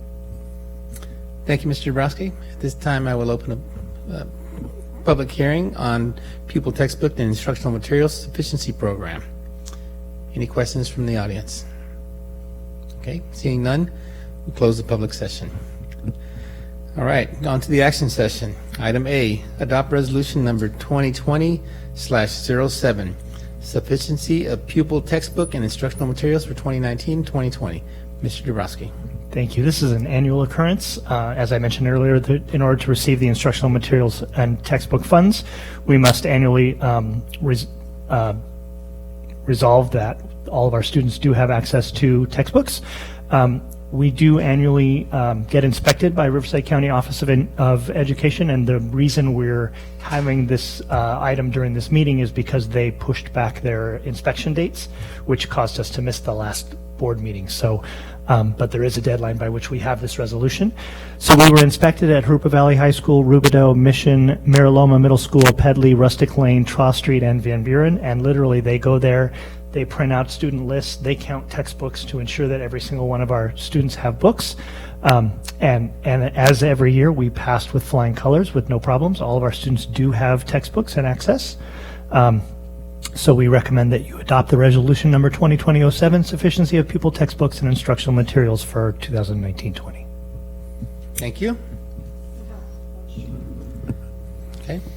When did it change that we just had one book and had to carry home everything every night rather than having one for home and one for the classroom, which really doesn't seem like a good use of money? That one for home, one for classroom was a secondary thing. It never was the case in elementary schools, but During middle and high school? in middle and high school, it changed in the digital age as we began to purchase new texts that have digital components and we became a one-to-one district. We stopped purchasing second sets of textbooks for students to take home because they can do their work primarily in the digital environment with it. And as we've adopted materials, we've always ensured that the new materials have a digital component that students could work on. So are you saying there is only one set of books and that is in the classroom? Well, we have some non-updated texts that we've had for quite some time where we do have class sets and home sets, but for the majority of our materials, those that have been updated in the last 5, 6, 7 years, then those are one set and a digital component. One of the reasons I ask is because one of our audience members at the start of my tenure here sent me a photo of a backpack on a scale saying this is, these little kids look like traveling mailboxes and we're ruining their spines. Yeah, that was a concern some years ago, but we're not hearing that anymore because I think the changeover to the digital environment has really changed the way that works. Okay. And I have Trent, I have a question for you I forgot to ask. When you were talking about the next rollout of Chromebooks, I thought everybody already had the updated Chromebooks. Yeah, it's in the process. We're deploying the second series. Why is it being done in stages? Just the lifespan. So the first stage, it's been 4 years. So we're doing the second deployment. So are you saying that some of the students have the most up to date and some of them don't? No, we're in the replacement cycle. Yeah, that's what I thought. They'll get them new ones as soon as we get them to them. Oh, okay, okay, that's what I Yeah, thought. yeah, it's a timing issue. I love the word deployment. It's exciting. I'll move. Motion to, Motion by Mrs. Regal, second by Mrs. Bradford. Any other questions or comments? I do have a question. The book list, I was reviewing it last night, and I noticed the copyright dates. Are these the most current? I mean, I know sometimes they don't release new ones, but do we typically stay up to date on copyright books? Or do we have some of the older versions? We do typically stay up to date. You'll notice there are some older versions, and one area that has not recently been updated is social studies, and that's been, that was the slowest subject area to enter the Common Core era. Okay. And so that framework has just recently been completed by the state. So there are the first things that come, like language arts and math, and as AP courses are updated, and we did language arts and math K-12, and then other things along the way. So Yeah, I noticed that there was a science book from 2001, so I was curious and did a little searching. I'm like, okay, that's the last time the last copyright. that's the health book. Yes. Health skills, yes. And we have actually developed a digital course using our own Power School learning page in collaboration with CBU in order to have the most updated materials. So while they do have a textbook that has been around for a good little while, they also have very updated materials. Okay. And these are all just for the high school? No, this list. Oh, wait, you know what? You're right. I did see some of the grades. Yeah. I'll take that back. Thank you. Any other questions, comments? Well, great job, Mr. Dabrowski, on the audits and everything, the inspections. Okay, so we'll call for the vote, please. Oh, please, you may have to refresh your screens. Well, mine came up, okay. And that great job goes to Mrs. Mooney, who really oversees textbooks and is there for all of those inspections and does a great job. Please let her know to keep up the great work. I'll do that. All right.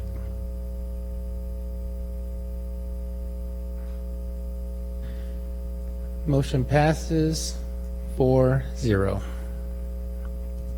right, so. We don't have to report that one, do we? 4-0, right? Okay.